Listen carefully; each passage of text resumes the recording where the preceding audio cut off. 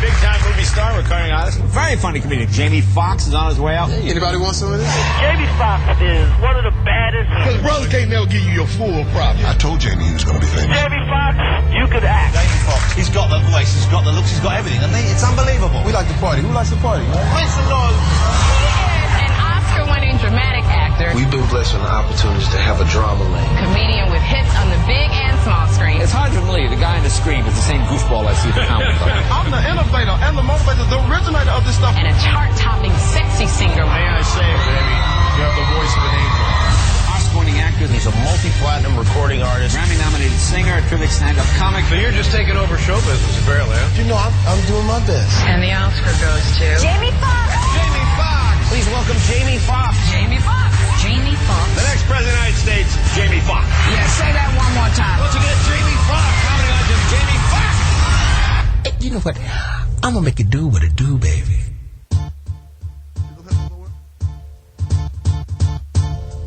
Oh, yeah. Oh, yeah. It's Friday. I just got my check, and I got some girls lined up. Thank God for Friday. Such a boy, Johnny Mack. So what?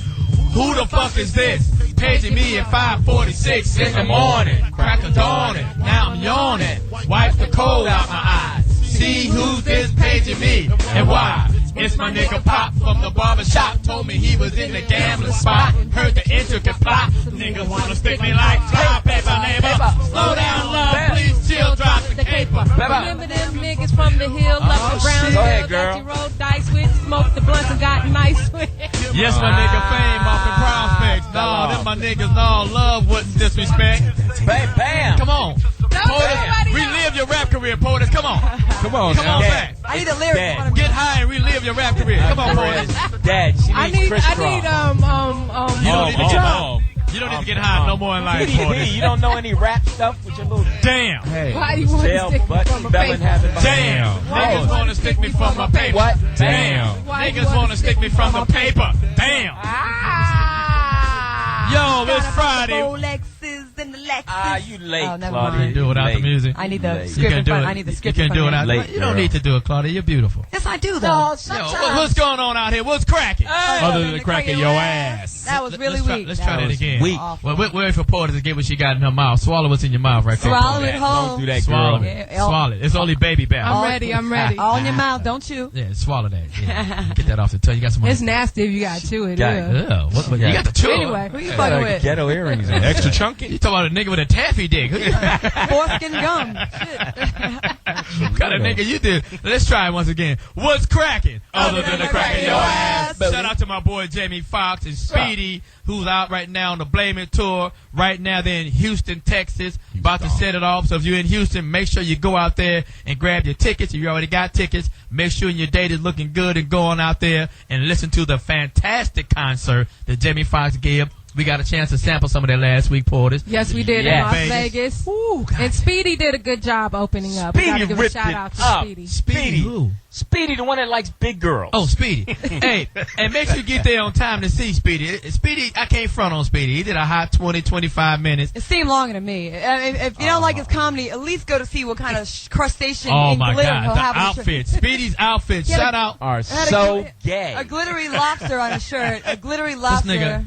Did he have a glittery lobster? Yes, and had a nerve to Shout out hide to the lobster. outfit. Did you see him on Saturday? The jacket he had on Saturday? No. Nigga, it had paisley shit on it and he looked like an unemployed bullfighter. chartreuse flower. I tell you, he's one wine was a nigga door. one wine cooler away from receiving anal. Yeah.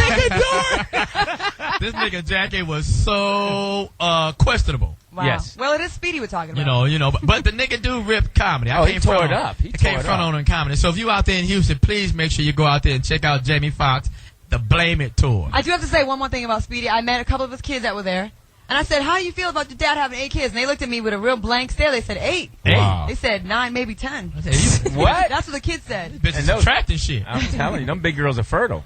Hey, but Speedy do a great job, Jamie Foxx. And then they had, I know one of your favorites at the end. You know what? I missed Saturday because What? I went too hard. What? On You Friday. didn't see Too Short? I What? went Blow the too whistle? I went too hard on Friday, and I was so mad that I heard Short came on stage with Fox, as well as Oh, Hammer. Hammer. Shouts out to Hammer, yeah. Whatever. And his son. Yeah, his son was off the chain. Yeah. That nigga's son. Now, what did Hammer do? The same 1991 dances. I'm like, nigga, don't get it started. Oh, wow. Did he have on the balloon pants? No, he didn't have that on, but the nigga dance routine was atrocious to say the least. Well, You remember when he tried to challenge Michael Jackson? I remember that. Well, we know who won that battle. Yeah, that ended his career. Well, shout out to Hammer for being brave enough to come on out there and do his thing. I like to see Hammer make a comeback, though. I like No, you comeback. don't. I like comeback stories. He No, seems you like he's don't. a nice guy. He took care of a lot of people. Well, he didn't take care of himself. That's true. But there's a reason why you fall the fuck off. Why? It might not be nothing to do with your talents. People evolve. Yeah, what is that? Can we Are we on the elevator? Can we not have music playing? Okay, I didn't know what was going on. I thought my heads was ringing. This is a Dr. Dre song. Keep the heads ringing. Oh, you know what? You know what it was? I'm tripping. I'm on Jamie Foxx's website. Oh, that's shit. I didn't know what was going on. Doing? I like, because when I was in Vegas, I didn't realize the music was because when I was in playing. Vegas, I changed my drink. I started drinking Washington apples. I had 13 one day and about 16 the next Washington day. apples will have you crying and peeing in the alley. Oh, What my is God. Washington apple? maybe, That maybe that's motherfucker- just me. And you know what else it does? It makes you adopt Nigerian kids. A Washington apple is a Hennessy with sweet and sour and a red splash shit. of cranberry. It's But you know, I tasty. told him to make mine strong good. as Mike Tyson at a press conference. But I forgot Mike Tyson was standing right behind me. Yes, he was. Scared the shit out of me. It was good to see Mike. To the nigga that wrote that song, I ain't never scared. He have never been in a room with Mike Tyson. Bone crusher. It's really like somebody let a pit bull in the fucking room. He ain't got no choke chain on. He ain't got no fucking obedience lessons or nothing. He's all and he's standing right in front of you. And he's all neck and teeth. And that motherfucker is huge. Then he said, I met you once before. Because I was at his house one time. And he told me to come in. I'm like, are you serious? He said, I want to holler at you. Like, I bet you no, he does. I don't want He to gave me a big hug. I like Mike. I didn't want to holler at Mike Wait, Tyson. did Speedy really get scared when Speedy was on Yeah, 'cause he stage didn't doing know. jokes, and then Mike Tyson walked into Jamie's show, and Speedy kind of froze there for a second? No, Speedy was clowning. He didn't know it was Mike Tyson at first, so he was clowning, doing some jokes about, look at this nigga. Nigga, where your neck? This nigga look like a pit bull. All these kind of jokes. Then the light hit the dude, and it was Mike Tyson and Speedy Gunn. Oh, shit. Hey, give it up for the walked on beautiful the black side of women. the stage. Yeah, he lost about 15 pounds. He walked on the other side of the Yeah, stage. but he gained it right back. Yeah, he put his jacket back on. But it was a great show. But once again, it was Vegas, man. I had fun. We took a party bus out there. Me, Louis Dix, Claudia, TDP, Kirkwood, and we partied too hard on the motherfucking bus. They partied from the time we left the office. It was like a 5-hour all ride. the way to Vegas, nonstop. Oh man. And so the listeners might be very surprised, but Lou Dix, when Drew Down, the most hood shit, got played, the most Bill Tip of the year. Cosby's nigga on the bus Mustang jumps up Tony. and was getting it in and stripping. That nigga was partying. That nigga shaved his mustache off on the way up. That nigga was on the stripper pole getting it in. Yeah. Hey, that was a He good was And he on- brought his own baby oil. That was scary. And he was on beat, too. I And have he tipped pictures. himself. If y'all want to see pictures, I will post it. It's on my Facebook page, and I'll put them out there. But I I'm had gonna a tell good y'all, time. if you go out there, if you get a chance to go see Jamie Foxx tour, that motherfucker does it. But wait a minute, Johnny Mack. That motherfucker. You were partying on the bus. I partied those and days. danced. Yeah, Johnny and- Mack did take his shirt off, so. Oh, I got pictures of that, too. But the difference, I'm in shape. You were unlike showing- you showing the most wings. Niggas, you know. Yeah. I am in shape. You saw that, Claudia? You showing them? I have pictures of the wings. TDP, you didn't take anything off because you're not in shape. Wow. No, I'm not. I'm not in Hey, potato is a form. Lumpy the shit. hysterical. So, once again, we just give shouts out to my boy Jamie Foxx, who's in Houston, Texas right now, and Speedy, and the rest of the Foxhole. They're doing their thing out there. And Nigeria represented big time on the show. Can we Oh, talk about man. the Nigeria? Yeah, What the time do these Nigerians- flies go to sleep? And we've never done a show with so many flies hovering around. We make jokes about the Africans and flies, but they really do. It's Nigga, they- I swear to God. BYOF. And Yeah. we're not Zero- joking. There zero was flies. some flies. They had First of passports. all, But they were dressed really well and well-educated flies. And they try to They scam me was- on the internet. they was dressed really well for 1974. And they always have sweaters on. No, they were dressed like 80s hip hop. And they scared the shit out you. The one African had the 'Cause- skinny jeans on, which I was really surprised. Because they looking at me and Claudia and Poetess, we kind of light-skinned, and everybody and from Nigeria has got to Traitors. be. They like They traitors. was all dark-skinned. They was looking at us like some white-faced cows and shit. Nigga, they was looking like, who do I use, my friend? I'm like, nigga, who are you?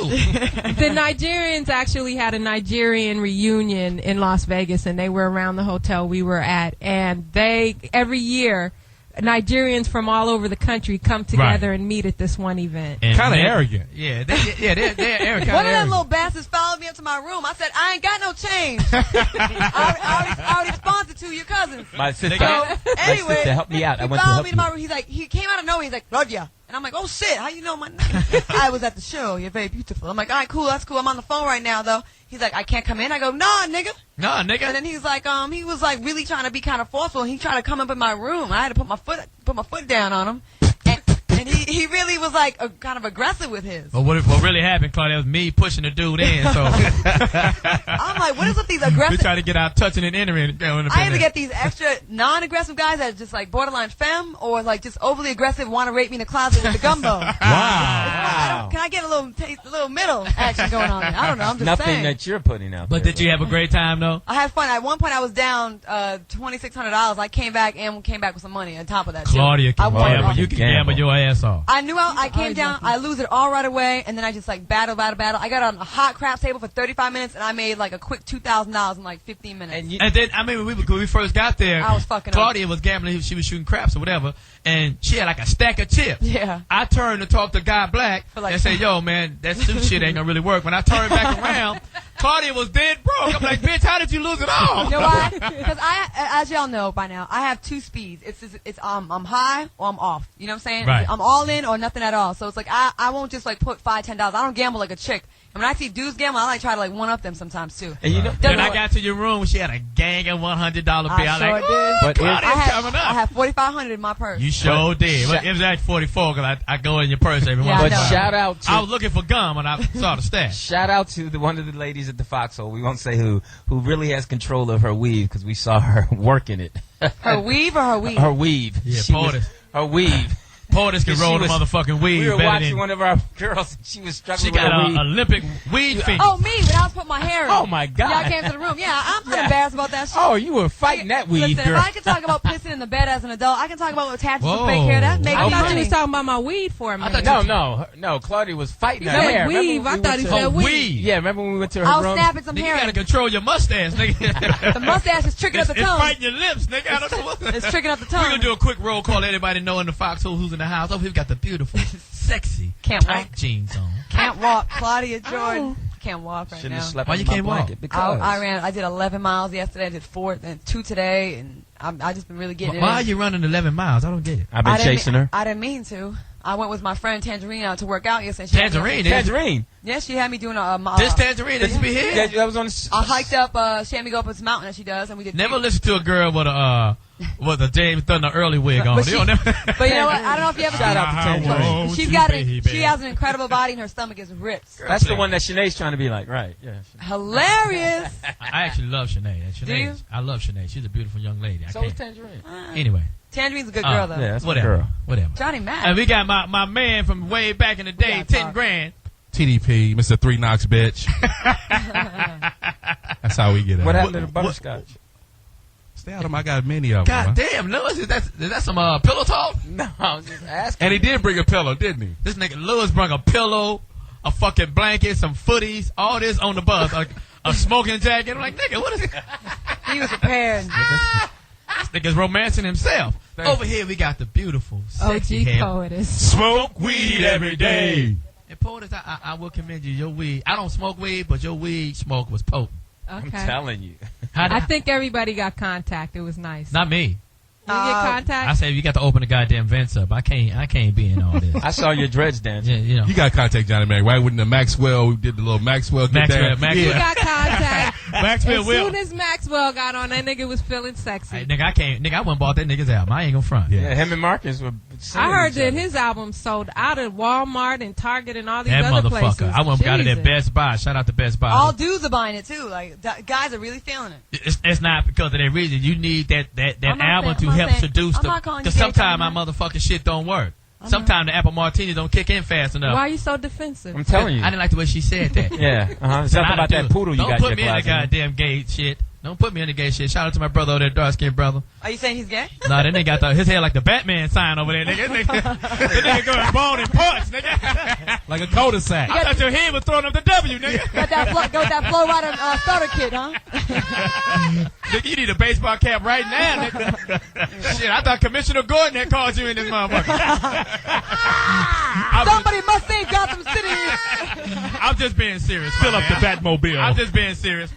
And over here we got Cul-de-sac. my main man with the mustache. Hey, Lou Dix Jr. What did St. Louis Day? What we calling it? Fish sticks. Fish sticks. His dad was out there. His dad was out there too. My dad had His a dad great was off time. the With some chain. blue pills. My dad loved. He was trying to get at me. Poetess and When we were Johnny walking Mack. down the Yeah, street, the blue pills and the blue balls. we were all walking down the street together, and I said, "Watch out for the crack," and he got all excited. There's a crack in the street. Started tweaking and shit. Shout out to Lou Dixie. You know what his favorite time of day is? The crack of dawn. Him and Lewis are complete opposites. I mean, his dad is out there. Yeah, his dad. Your dad is a cool dude. Man. I seen him the night before. I had on a dress for Jamie's show. Shit. Looking good too. Thank you. was. The Love your next day, calves. I was in a bathing suit with a Oh, short on, shit. and Lewis's dad came up to me talking about, God damn, I was wondering what was up under that dress last night. I was Wow. Yeah, she made my mother very happy. Growing Was up. your mom? Oh, okay. Oh, they still married? No. Oh. That's Say, He God was damn. like, Lewis, Speaking of bad role models, Lewis's dad I'm a was cheat on like, her and smoke crack? God damn. 8772-106-106 is the number. Hey, you finally have something to do. Do that again. Oh, wow. So, Let's get into some of our topics. you want to intro? Oh, sure. Of course. I'm sorry, Claudia. I'm scrambling trying to think of one right now. I don't fucking know. The Anyone got something? Nigerian came to your room and somebody protected you. Yeah, it's too late for that. We kind of blew it. So I hear the little people of America don't want to be called midgets anymore because they got really offended by this one guy. First name Johnny, last name Mack, Yeah. middle name motherfucker. And when you see him, you say Johnny Johnny. motherfucking Mack. I said, shut up, midget, and play some golf. you know where Hit it that, in the clown's mouth, motherfucker. you know where that came from, Claudia? Midget? The Celebrity Apprentice episode when Jesse James did the detergent commercial and was using the midgets. So when they saw that, that's when they put a complaint in that Come on. they want to ban the word. Jesus The little people of America want to ban the word midget from television. You can't say anything anymore. Little people of America, little people sounds like some punks. Midgets are strong, they're tenacious, they got a very low center of Yeah, gravity. little people sound like some rambunctious kids or They're, something. they're very strong too. Like midgets are hella like they're dense and they all got ass. So a midget sounds more. Yeah, they do got strong. ass. It sounds like a stronger name. A little person sounds like weak. So if you can't say midget, what we gonna say? You know, for like the Olympic sports that I used to participate in, like the midget toss. What do I call Undone that? height. I call it. have you participated in a midget toss? Yeah, I've tossed a few midgets. I put a before. midget on my back one time. He wasn't that heavy. Like they look a lot heavier than they are. Like a lot denser. And they go through a lot, you know what I'm saying? They're really strong individuals, you know, to be able to overcome all the dogs licking them in the face. Takes a lot of. But midgets get ass though, don't they? They do. Midget. Yo, I'm watching Jerry Springer one day. There's this little midget bitch, right? She's not having a fine one neither. She's like a real subpar. Like she's a midget 4 maybe, right? And so Was Metro 2. she had 2 midgets, a regular one that was almost close to normal, like kind of Kevin Hart size. Hysterical. Shout out to Kevin Hart's my boy. No, but he was like a big midget, right? And then he had a real small one that was kind of fucked up, like he had no joints in his arms. So he Kevin couldn't really, Hart size. and they was beefing, and then one of them pushed the other one down, and like the little one had no joints. He couldn't bend his arms or legs, Wow. so he had to like do this and get up to a wall and roll over. And Wow. But this midget lady had 2 dudes fighting over her. I don't have 2 dudes fighting over me, so I don't feel bad for them. I'm saying. Well, maybe you should get down to the midgets, Claudia. I'm just saying. I heard they make, you know, great husbands. Well, you know what? midgets? I went to school with a lot of midgets. They can always unbuckle your belt buckle. They're right there. Excuse me, little people. They're midgets. Little midget If people. there's any little people listening, why don't you call in and let us know if that's offensive to you? Like, is that okay to say that? Is that Call us from your little cell phone. Is it offensive? I mean, I never thought the word midget was like nigger or nothing like that. I thought it was like something that they just sucked it up. But you know? if we come to a time in our society where we can't say shit about nobody, Anything. You can't say you like can't even call a fat motherfucker a fat motherfucker. You can't Right. say white bitch, You can't say hunkies. You can't say nothing. You can't say retarded. nappy headed hoes. You can't Don Imus can say nappy head hoes. I mean, what can we say about some people we don't like? Some motherfuckers you just gotta say what they are. All this beating around the bush sometimes it's like it takes a lot of energy. Just why we gotta be like so creative? Like you gotta call short person vertically challenged, an ugly person aesthetically challenged. No, the bitch is ugly. Yeah. You can't say mixed anymore. You gotta say biracial. That's ridiculous. I'm mixed, goddammit. That's what Yeah, I'm saying. shit. I get tired. Call ugly, you know? It is I'm what gonna it say is. what I want to do. You sue me if you want to. Who gives a fuck? I understand being polite, but I just don't know the guidelines anymore. I don't know the rules. What's offensive to certain groups of people? Is spick offensive? As we have to call Yeah. Why I can't call you a wetback? What is that? Well, That's wetbacks that sound like they kind of try to swim over from Cuba. They do. Not all of them. Some will live. Nigga, they get hit by inner tube. What do you want to call But it? they call Mexicans that too, so Yeah, you Mexicans, can't say they they swim over Yeah, they here. didn't swim How over. did they get here? They just they just They got go out through there. the They desert. walked. They left the donkey show and walked on over. They all jumped in some piñatas and came through the fucking border. I call them sea dudes. We got a special guest in here right now. It's a hot topic He going might not around. want to be associated with You know, me now. with the death, untimely He might be demise of Steve. sophisticated. With the untimely demise of Steve McNair, we got a sports. I don't want to. What did you say? Expert? You know what I'm saying? I don't know about expert. Not expert. Not an expert. Nah. You just another motherfucker with an opinion. Oh my Okay. goodness. You sound so underachiever. Man, you're better than we that. got my Come on man now. Cortez Lewis. Desi Cortez. Cortez. Desi Cortez. Oh, this guy Cortez. He's a sports. Tell me who you are so we can get into it. I write for BASN Network. It's a Black Athlete Sports Network based out of the Big Apple. Out of New York. Yeah. But you live in Denver. I live in Denver. There are about 21, 22 different writers all across the country, you know, and we just we come together and make it BASN. Okay. And BASN. Black Athlete Sports Network. Okay. So has the Steve McNair story been big within your broadcasting unit? Yeah. I mean, everybody's writing about it. Everybody's talking about it. Everybody wants to understand, figure out what the fuck was going on. You know. And what do you think is going on from the circle of people that you've been conversating about this? Conversing. I think he's just a man. I think he's Conversating. I think he's a man. I think he did what a man. You know, it could happen to a guy who worked on Wall Street. It could happen to a principal. It could happen to anybody. He's just a. As I said earlier, we were talking before we got out here. Yeah, I think it's a little bit to do with he wanted it all. Evidently, he did want his wife. He did want 2 mistresses. He did want everything, and maybe he went a little too far. Maybe he got. That's apparent. But Cortez, and we was talking earlier because you called him greedy.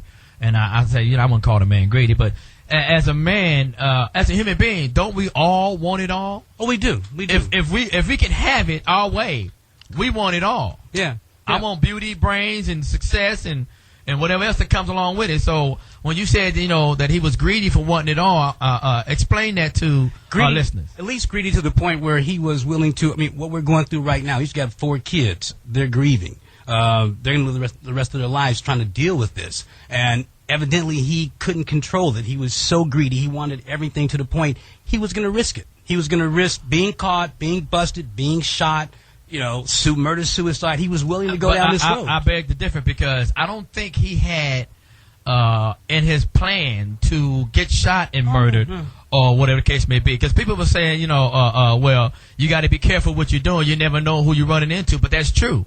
And we try to choose our mate. I don't condone. I don't godspeed anyone who's married and doing things outside their marriage. But if that's what you do, that's what you do. But I don't think he had it in plan. Oh no. So when you say he well, nobody's gonna show up. When you said he risked. He wasn't planning on I don't think he was trying to take a risk. Well, you are risking because you have a wife. So you made vows to your wife. So it's like, you know, you don't really know. And then you have a young, impressionable, emotionally unstable woman. And, you know, you telling her these things.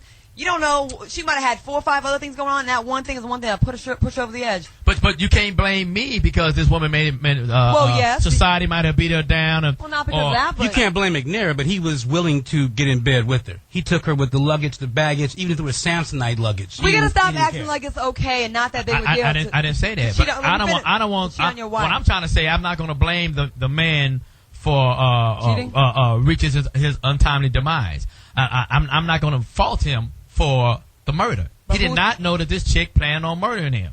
And his wife didn't know that he was going to cheat, and his girlfriend didn't know that he was going to But see, that's to me that's a whole secondary scheme. The fact that he was murdered, we can say all these other things, but no human being has the right to take another being's right. No. So don't blame me for getting murdered. No, don't use whatever I did. But I'm going to blame him for putting himself in harm's way. He didn't put himself in harm's way. Well, he did. No human being. I'm looking at these 2 gentlemen right here, these 3 young men. No one intentionally put themselves in harm's way. No one. Well, Johnny Mack. But he might have misled her in a lot of ways. Yeah, too. he clearly But did. for us to speculate what he could have and should have did, to me, is not fair to this man. But we can't act like he's innocent. I'm not saying his that. actions is what led him to get murdered. That's not true. It is what's true. His actions did not lead. If he wasn't having an affair with his wife, he would have got killed by this woman. Let's just hypothetically say, because they say he got a call for the young lady, and he took the young lady on a trip, and he took the young lady to whatever, he's on vacation. They took pictures and shit, and he had a condom condo for this young lady. So how did I jeopardize anything? I didn't put her in any harm's way. I didn't do anything wrong to this young lady that would lead to this young lady killing me. We don't know that. He could be. Let's put the blame on the motherfucking bitch who did the fucking killing. Listen, he's not innocent in this, Johnny. Goddamn, the bitch was a waitress. But and David busted. The bitch had coupons. This is true. She didn't deserve to be out with that nigga. He upgraded her lifestyle, but her heart was fucked up clearly. The bitch was crazy. And so was he for going on his wife. I didn't know you crazy. She would bought a gun 2 days prior. I didn't know the bitch was buying a gun. Listen, I've interviewed him a couple of times, and he was a very nice person. But the fact of the matter is, he cheated on his wife and his 4 kids, and now they are husbandless and fatherless. He does not deserve. Let me finish. He does not deserve to be murdered. I agree with you. But if he cheating was on not, my wife is not against the law. Yes, it is. Adultery is not. Adultery is not against the law. I did not break any laws. I may break some moral or some ethical laws, but it is not against the law for me to cheat on my wife. Well, no, but morals are more important than laws. You can say what you want to say. You can keep the moral laws and break the legal laws, and your ass go to jail. Let's agree on this. He didn't do anything. If he wasn't stepping outside of his marriage with this woman, he would still be alive today. He was out of character because he's not playing football anymore. Oh my God. So he's got time on his hands. If you drive 200 miles an hour, you know if you wreck, you're going to probably be fucked up. You're not going to just walk away. Well, first of all, I got a Chrysler. It's not going to get to 200 miles an hour. But back to what you going 49 miles an hour. If I get to 200 miles an hour, AJ Fort done stole my engine. But like back to what TDP was saying, there was an article about what happens to players after they retire. It's like almost a midlife crisis thing that they go through to keep things going, to keep their egos boosted by dating all these women, buying all these fancy cars. Would you agree with that, Desi? Oh yeah, well, they're still searching for the same glitter, the same lifestyle, the same fame. They like the women chasing them. They like all that. They love all that. They're accustomed to it. And you go from 40,000 screaming fans to one screaming wife. Yeah. And she's mad at you. She's pissed off at you. I see a lot of athletes. I don't think she's mad at him. I think she's grieving and it's a loss. There's a difference between me being mad. She showed up at the funeral, and she wasn't in the family section. She had on the sunglasses, didn't talk to anybody. She's got to be in a hell of a predicament. You feel sorry for her. Because now it'll always be unresolved with her. She's never had a chance to talk to him about this affair. There'll be some resentment there. I'd be resentful. She has to feel. Unless she knew this was going on for months or years. Unless she was, privy to everything. All I'm trying to say in a tragedy, it's easy.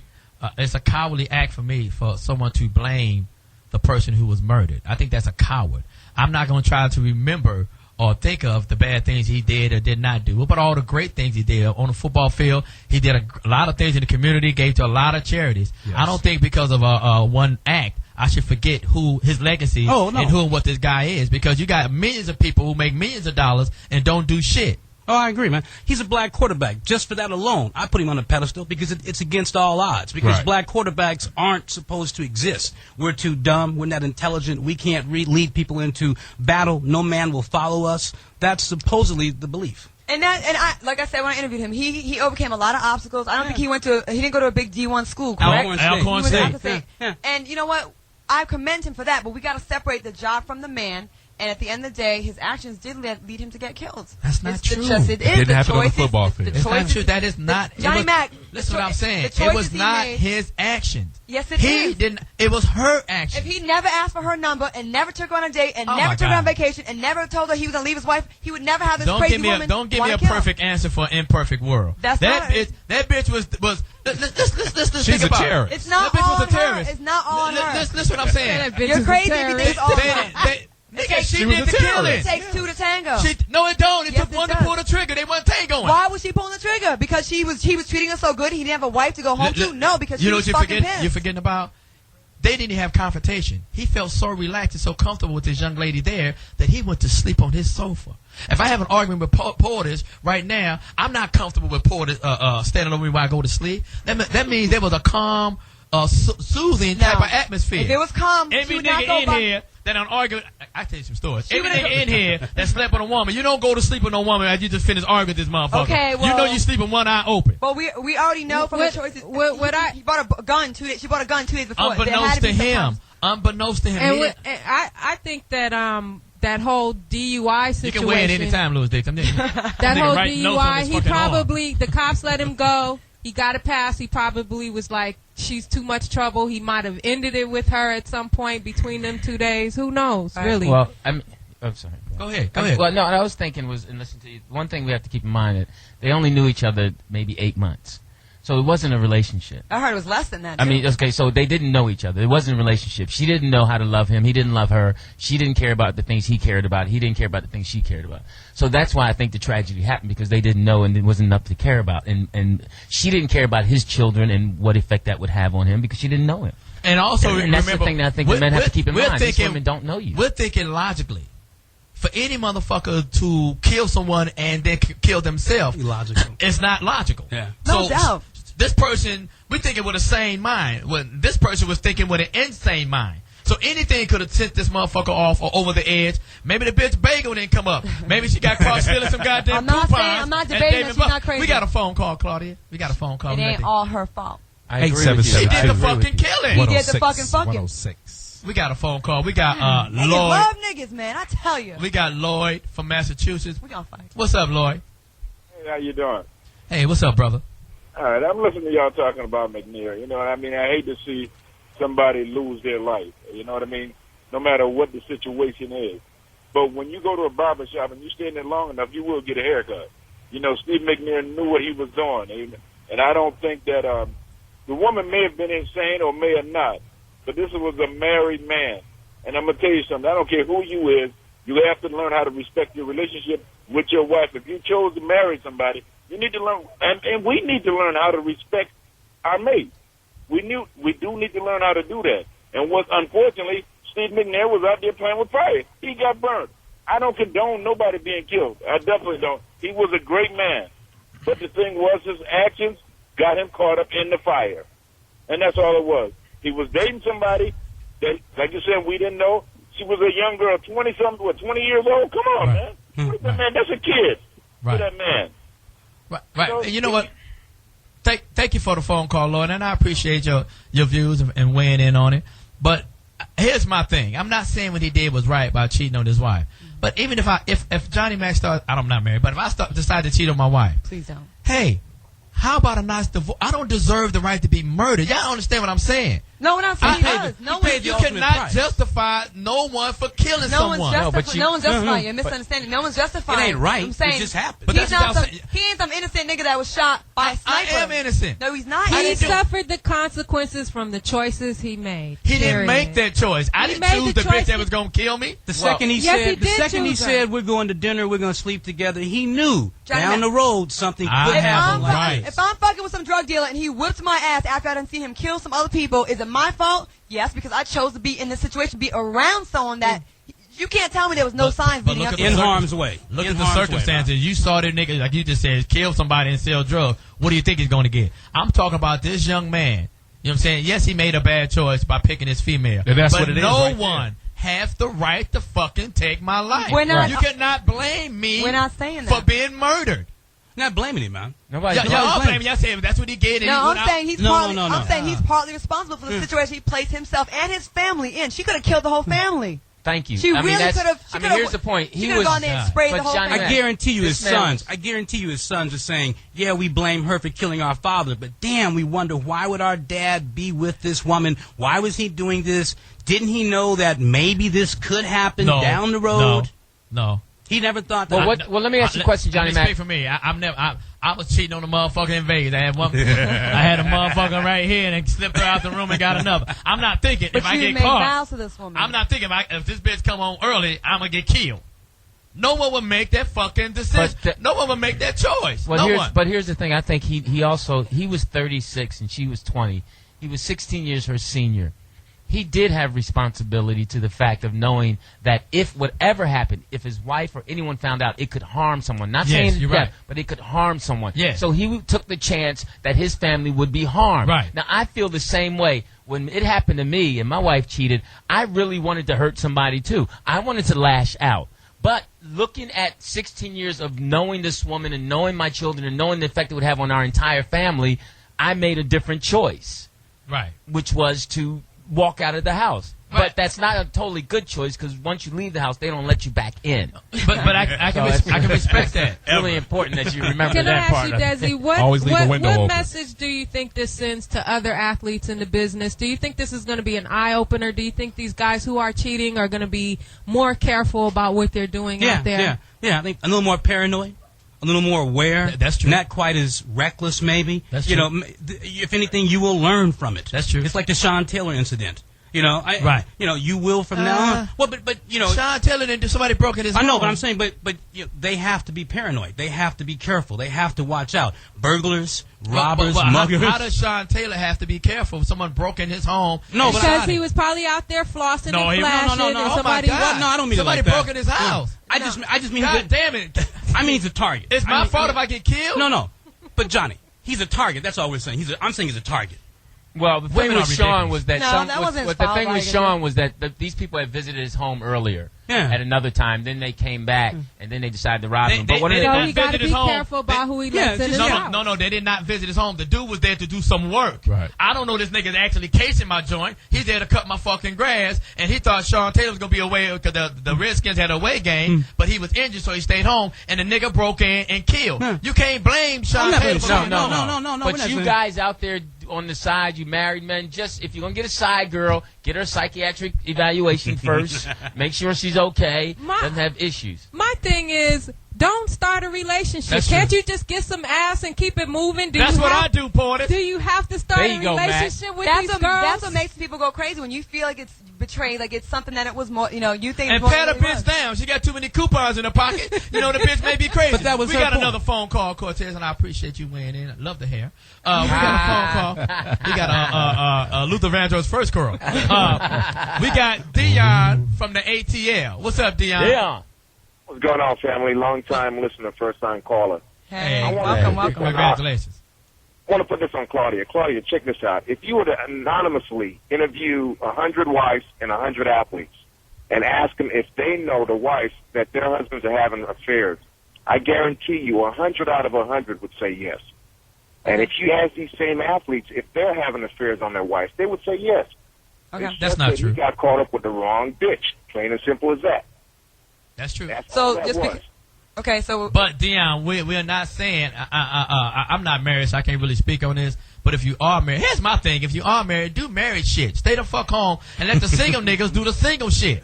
Right, and your point. You taking bitches from me. And what's this thing about him having a condo? What's the condo for? I heard that condo was getaway spot. For a few people. That was his and his boys. And this was number 2. This was shared by 2 different guys. Him. Yeah, and it's a little fuck spot. It was a little fuck spot. Exactly. Here's the thing to the caller. Just because a lot of people, you know, they cheat and there's infidelity, that doesn't make it okay. And I know that's the reality of life, and that's just that's something that comes along with having a lot of money and people in power. They, you know, they feel entitled, like I should have an extra bitch because I got extra money. I get that, but I'm just saying, like you got to be careful when you know you may reap what you sow. You may pick the wrong person to fuck over, and then. But he wasn't fucking over her. The man that took. But in her mind, she. My man, he took this motherfucker out of Dave and Buster's. Strike one. I got into an argument the other day with a broad yesterday. I ain't gonna say her name because it's over. And I was saying, you know, I said, yo, the chick was a waitress down at Dave and Buster's. She didn't have no business being with this type of cat. She's out of her league. I said, she's a waitress. Now, I didn't know that the girl I was arguing with that I was trying to seduce later on was a goddamn waitress. She's in the union? She said, I have the right to go in when I want to. I'm like, no, you don't. You're a waitress, bitch. Tell him, man. You ain't got no time to be out.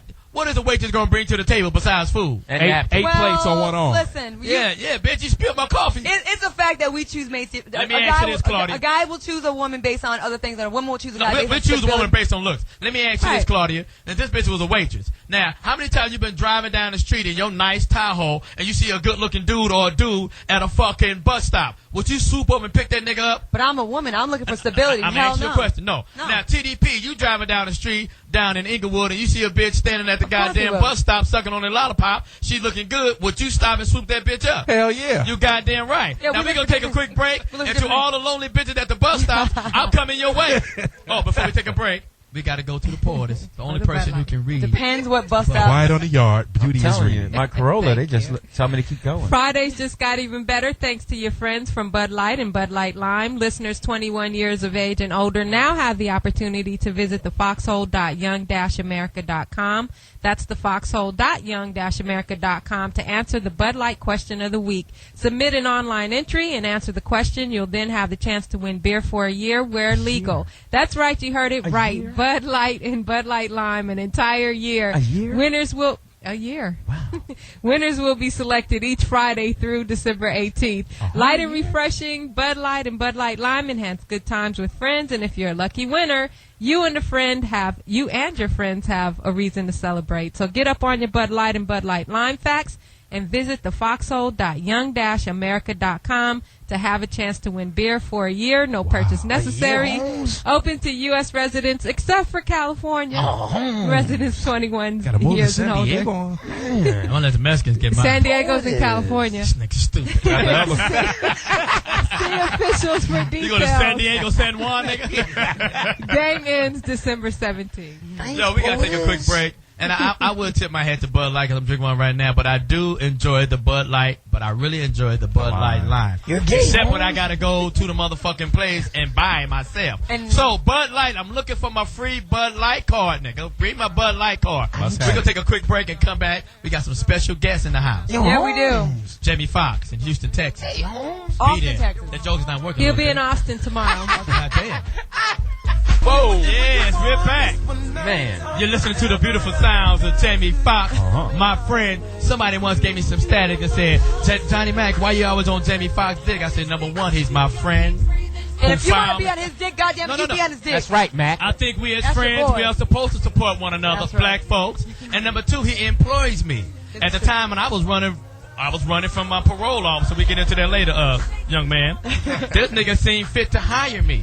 And for 15 years, I've never had to go find employment. So Godspeed and God bless Jamie Foxx. And the niggas that's tweeting all the bullshit, I want you to do me a small favor. Kill yourself.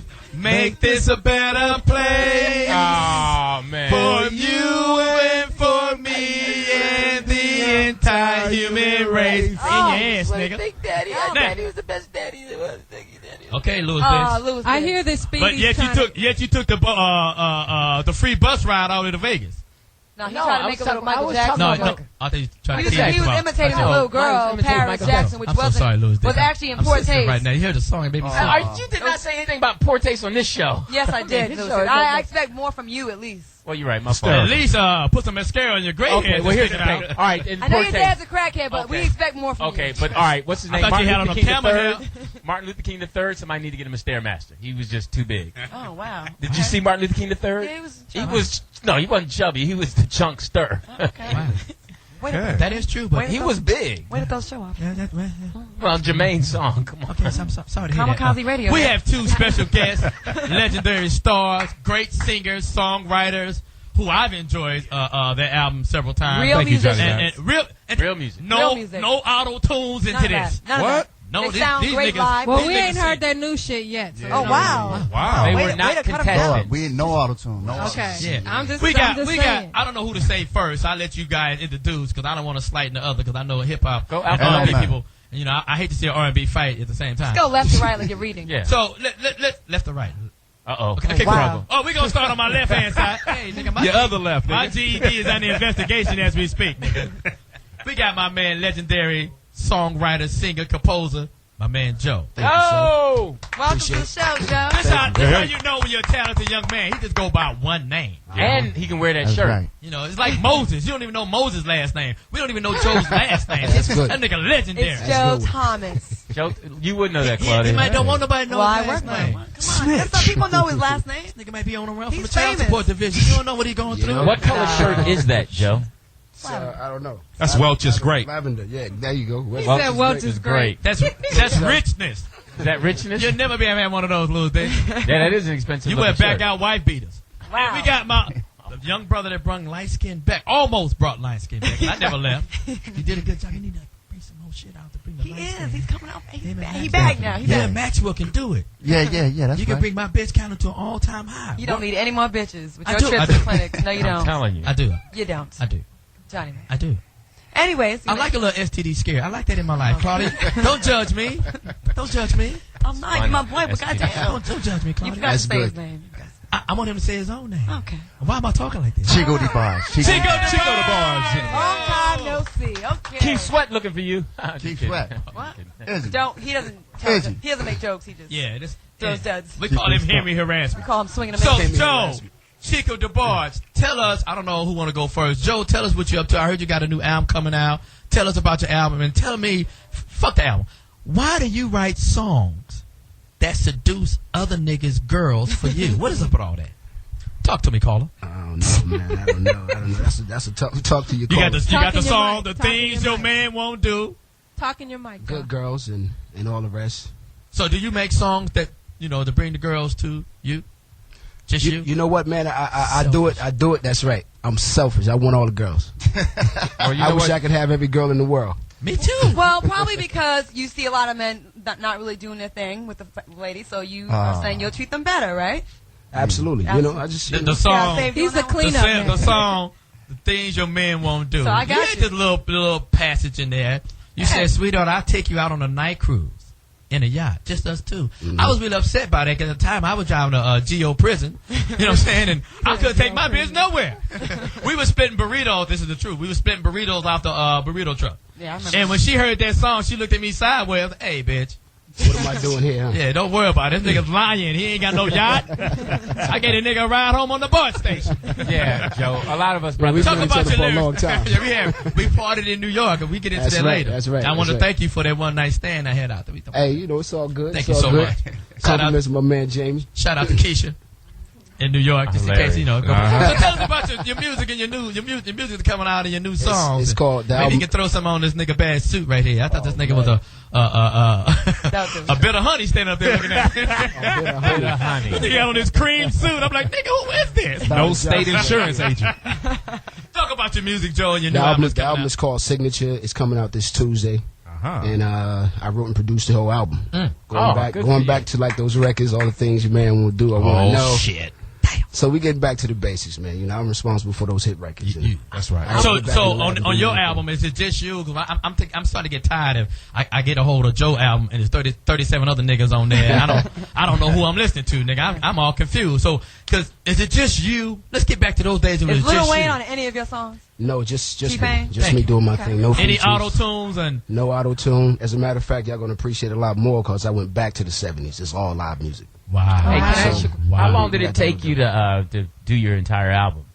Didn't take much at all. Maybe a couple months. Couple 'cause months. Last year I dropped New Man in September. Yes, you did. And that took very, very short time to do, maybe a month or so. And once I finished that, I started. Joe, working you got on to be City. excited because your manager's dozing off. Either you're born as fuck or he got narcolepsy. I don't know which one is it. What motivated you to write this album? I mean, what motivates Joe for all They these curl love him in a songs? fetal position to go to sleep. And then you recorded it in just a month's time. So were you writing the songs that quickly? Were you that inspired? I mean, how? Because a lot of times people take a little longer than a month to Well, do you got to an album. understand, I left job about 3 years ago, 2.5, 3 years ago. Did you leave job? Immediately, I left. Oh, they told you to.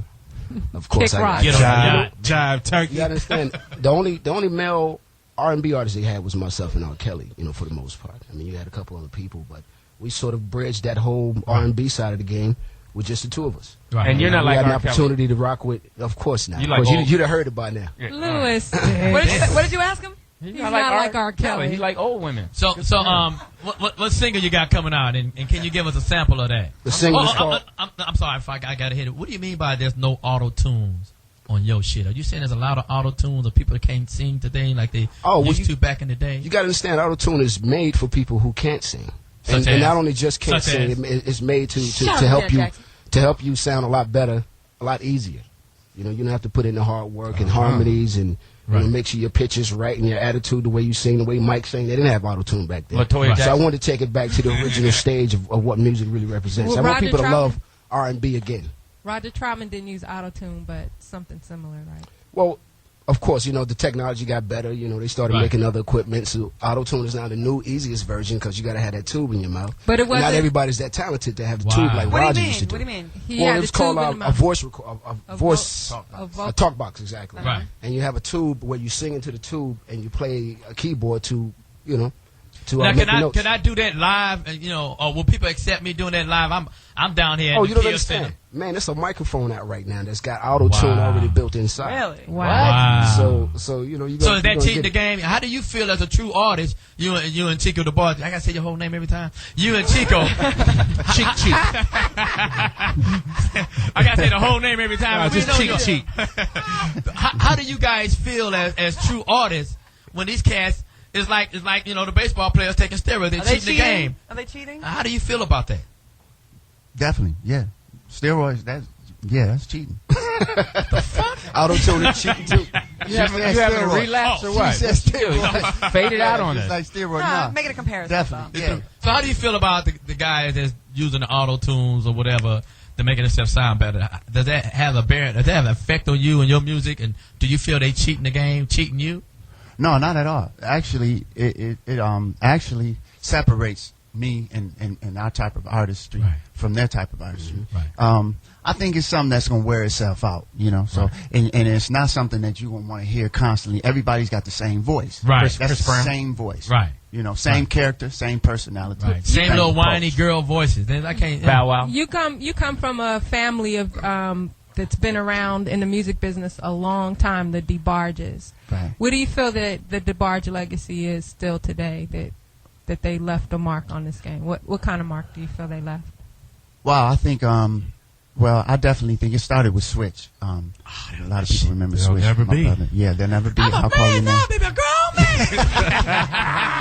And you had to remember that part, right? That was my part. I was light skinned too. Sound like Mickey Mouse, right? And that was the shit. It was, yeah, definitely. Yeah, and it started with them, so you know, giving respect to that. But I think definitely the falsetto, the sound that DeBarge, you know, established.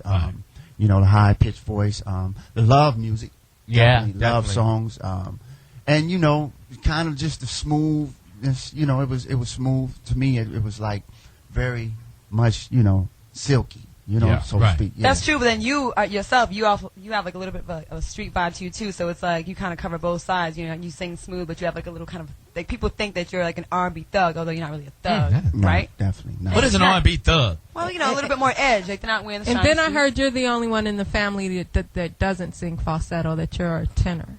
Is that true? Well, yeah, I guess L said that, right? He's great. Yeah. Yes, well, you know, if L said it, that's what it is. Then. No, I think he meant just more so. I think more there's somewhat altos, and I'm a first tenor. Okay, so now you sing in the Glee Club? But I do sing, and no, I didn't sing in the Glee Club. So you guys, one of your brothers was married to Janet Jackson at one time. Yep, that's right, James. And so were you guys pretty close to the Jackson family? And if so, what is your relationship today? Oh, definitely. The Jackson family goes back way before that. Our history, Jacksons is who discovered us, and discovered Switch. Jermaine Jackson, he's the one that negotiated the deal. How did that happen? Where did he discover you at? Where were you at? Well, I wasn't in the group. Where were they? I'm sorry. Right here. They were here on an elevator. What? Yep, on the elevator. They were singing on the elevator? What happened? They go, we'll get you, Silvers. They were going for an audition for most. Yeah, really, that's funny. And so Jermaine saw them in the elevator? I was going to say. Jermaine saw them in the elevator. They were going on audition? Right, they were going to audition, and they were singing in the elevator, and Jermaine heard them on the elevator. And just said, hey, you guys are great, and kind of gave them cut through the red tape type. So he had an ear for that talent like that, for you guys and all that, but what happened with his sons? He couldn't figure out. Damn, I don't know about that. What happened with that? I missed that. Walking around so the house. you have an album coming out also? You would like to talk about it and when it's coming out? Yeah, definitely. The same day, Tuesday, July 14th. Y'all not afraid of the competition? Yeah, why y'all coming out on the same day? Well, they're on the same management, right? Same label and Right, everything. same Shout label. out to Kedar. Tour Right, together. Kedar. So wait, so he's having so your manager's having your album come out at the same time, right? Right. So he can get more money, or what? Did you trust him?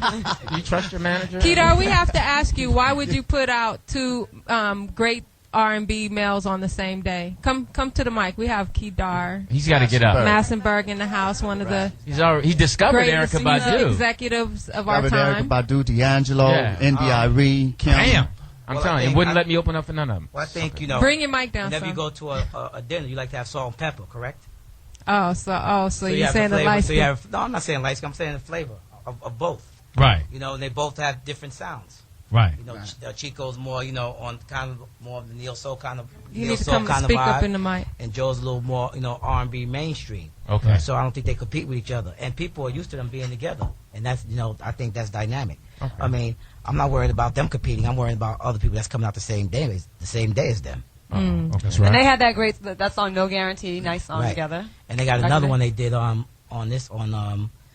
Chico's album called "Tell Your Man," which is an incredible song. So, and the other thing is that Chico's been away for a while. Joe has been out there constantly, and it was only right that I think that they came out on the same day because Chico, you know, from a grassroots perspective, you know, and when we talk about R&B thug, answer your question, you know, a lot of these guys they say they're R&B thug, but Chico did 6 years in jail. That's where the whole Long Time No See album come from, and this album Addiction comes from the fact that he had some trials and tribulations in his life, and he opens up the album saying, I'm a recovering, you know, addict or what have you, because we're going straight to the people, and we call it addiction reality music, because you got a lot of these guys that write stuff that's not really true to themselves. Right. He wrote and produced his whole album, Chico. Wow. Joe wrote and produced his whole album. Right. And anytime any of these guys want to sit down, except for Jamie, because we know he's talented and shit in terms of playing instrumentation. Right. But anybody else, they'll get blown out. Right. Do either one of you guys play any instruments? Of course. That's what I'm saying to you. We play several instruments. Yeah, So, several. Chico, when you were incarcerated, what did you find inside yourself that helped you now be a better you? The nigga that put money on his books. I mean, there are a lot of young artists. Learn how to make a spread. I mean, well, what did you do? Maybe what did you do to help you? Hey, somebody bring me them corn chips. It's going down. What about wham whams and zoom zooms, Learn nigga? how to make a spread. Did you write? Did you? I definitely did. I definitely wrote. I seen a whole genre of music, New Jack Swing and all of that swing around. It kind of helped me find the center of what really music is all about and what it should be all about. It should feel good. It should sound good. It should arouse and it should sell. It should arouse you more. Well, you know what? You got to think about it. To me, "Hear My Dear" was one of my favorite CDs that Marvin Gaye made, and that didn't sell at all. Until Is that died. the money he had to make because he had to pay back taxes? For his ex-wife. Yeah. Shout out to Speedy. Yeah. but it's one of his best selling albums. And it was it was after great. he died. Right. It was a great because it's a great piece of when work. you were incarcerated for 6 years, then you came out and you had your album, and it was really, really, really good. My It was favorite, actually. really good. Long time And no did you see. were you ever worried, like, okay, I've been away for 6 years, am I out of touch with what's going on, what's current, or did that not even cross your mind? Because a lot of people, like, go to jail and they come out and they're still wearing the clothes, the same kind of styles when they went in. Johnny Mack. Shout out to the Ewans. I came out with my Patrick Ewans on. They're like, ain't nobody paying this no more. You know what? I didn't worry about that. I just did me. I got with Key Hour Entertainment, and at the same time, it was just I don't know. It was just meant to be. The music I was doing and what he was doing. It was a neo soul movement, you know, that's what they call it, and it was moving, and this was the man who was pioneering it. So it was just something that just happened beautifully, naturally. Great My album. hand is up. So to Joe. But this album is better. Trust me. I was about to say, what do you guys like? You know, because you've been in the game for a while. You know, what I'm saying, Joe, you was back out there in the '90s, and Chico, you did your thing back in the 50s day. and the 60s. You know what I'm saying? So, what is today's album? What's going to separate, or what are you going to bring to the table today? Today's album. What you got to offer today to Chico and Joe and your manager Kidor? What today? What would prompt me to go? Because Maxwell shit just came out. I went and got it. Mm-hmm. I came front on that. I love Maxwell. Well, that's 8 years. That's the anticipation. That's 8 years. He hasn't had an album out in 8 years. 8 years? Almost that time. And the thing that 2001. separates is live instrumentation. Oh yeah. And not auto tunes and all the other stuff and longevity. It's not you know, it's not how rich you are, it's how long you stay rich. Right. It's not how talented you are and sell, it's how long you stay talented and sell. Right. So for being like, cause you know what I'm saying. So for these cats that been, you know, Joe been in the game right now. What are you gonna bring to me right now? What can I get from Joe and Chico DeBarge right now? Give me something to look forward to when I go cop your album on the July 13th and July 14th, whatever day it was. July 14th. July 14th. Yeah, July 14th. You know, for me, it's about growing. You know, you got to show some sort of growth in this industry. And, you know, out of the experiences that I've had over the years, long time in the industry from label to label, you know, this is my third home and final home. And, you know, I've learned a lot, and I think that, you know, my fans have grown up with me, so they can see the growth. What song on your album that I just gotta go get and I gotta listen to? What's that one song that's gonna sum up this whole Joe's album? What song I gotta go get? I think you definitely want to hear "Miss My Baby," which is, you know, a live record. You know, everything is live on there, and also "Friends Don't Let Friends Sleep Alone," which is another concept. You hear that, Claudia? Johnny Mack, we've been friends all these years. I want to ask Kedar. You never really loved me. I want to ask Kedar a question. Kedar, like they mentioned earlier, you discovered Erykah Badu and D'Angelo, and now you're working with Joe and Chico. Genuine, Keith Sweat. So what is it that you see in artists that you know that they will be successful? Like, what did you see in Erykah Badu? What did you see in D'Angelo? Well, if you notice, you never hear my name really behind a group necessarily. And it's always artists that are self-contained. A lot of people don't know that Joe is an affluent guitar player and pianist, and Chico, keyboards, and as well as congas or whatever. And freak percussions, the whole shit. But so the most important thing is that they self-contained, because that becomes like a trial and error period. I don't have to sit there and go after. You can't name one producer on Erykah's album, or India's album, or D'Angelo's album, or probably Joe, because a lot of these guys, they are self-contained, and you get a trial and error period. You put them in the studio, and they find their own way, and they true to themselves, and that's what keeps them going. Name me a producer on Maxwell's album. Dude.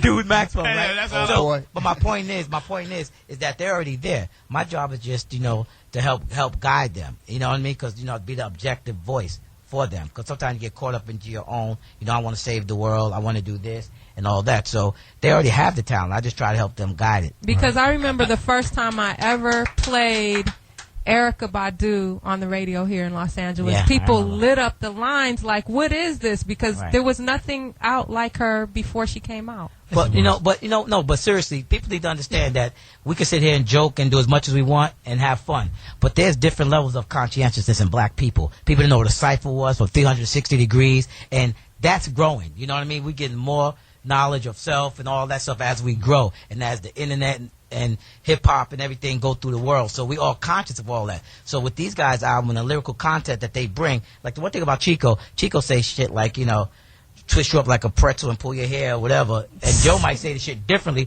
but they get into the same point. I hope he didn't write that. I have a question. You know, is there salt on that pretzel? I have a question because, you know, I love the knowledge of self, and it's really important. So to Chico and Joe, the groupies. Let's talk about, you know, when you was on the road, you know, how many groupies. Give me a nice little groupie story that I need to hear. Hilarious. Trust me, mine is boring. I don't got no groupies, man. Nigga, I party with you in New York, nigga. Come on, Joe. Don't make me tell it. Come on, Joe. Don't make me tell it what happened. Joe, come on now. Come on, man. Joe, That's come at the on. Foxhole. We don't like all this good rah-rah shit. I need to know. I can't even think of one right now. Chico, how many songs did you have to sing in prison? I don't. Y'all have to have some stories. Y'all Nigga, both. Women want y'all. Yeah, y'all singing love songs. You're selling out your arena. Well, you know, gentlemen don't tell, man. They don't talk about that. There you go. Tell them. It's like you trying to tell us. We don't talk about that. Exhibit told us about his groupies, goddammit, and y'all tell us about y'all. Teddy Riley put Sally Richardson on blast. Sure did. Oh, really? I mean, come on. I mean, if it was Sally Richardson, come on.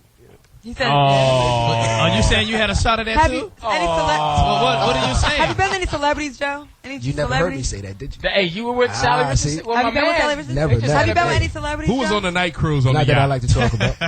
Joe, give me something. Come on. I This is got the nothing for Foxhole. you, No man. one's listening. Tell Don't us worry. something, Joe. Does Jamie talk about? You know, Yes. All the time. Hey, Chico, Jamie showed us did you videos. get with LaToya? No, actually, my brother Bobby, the one y'all said.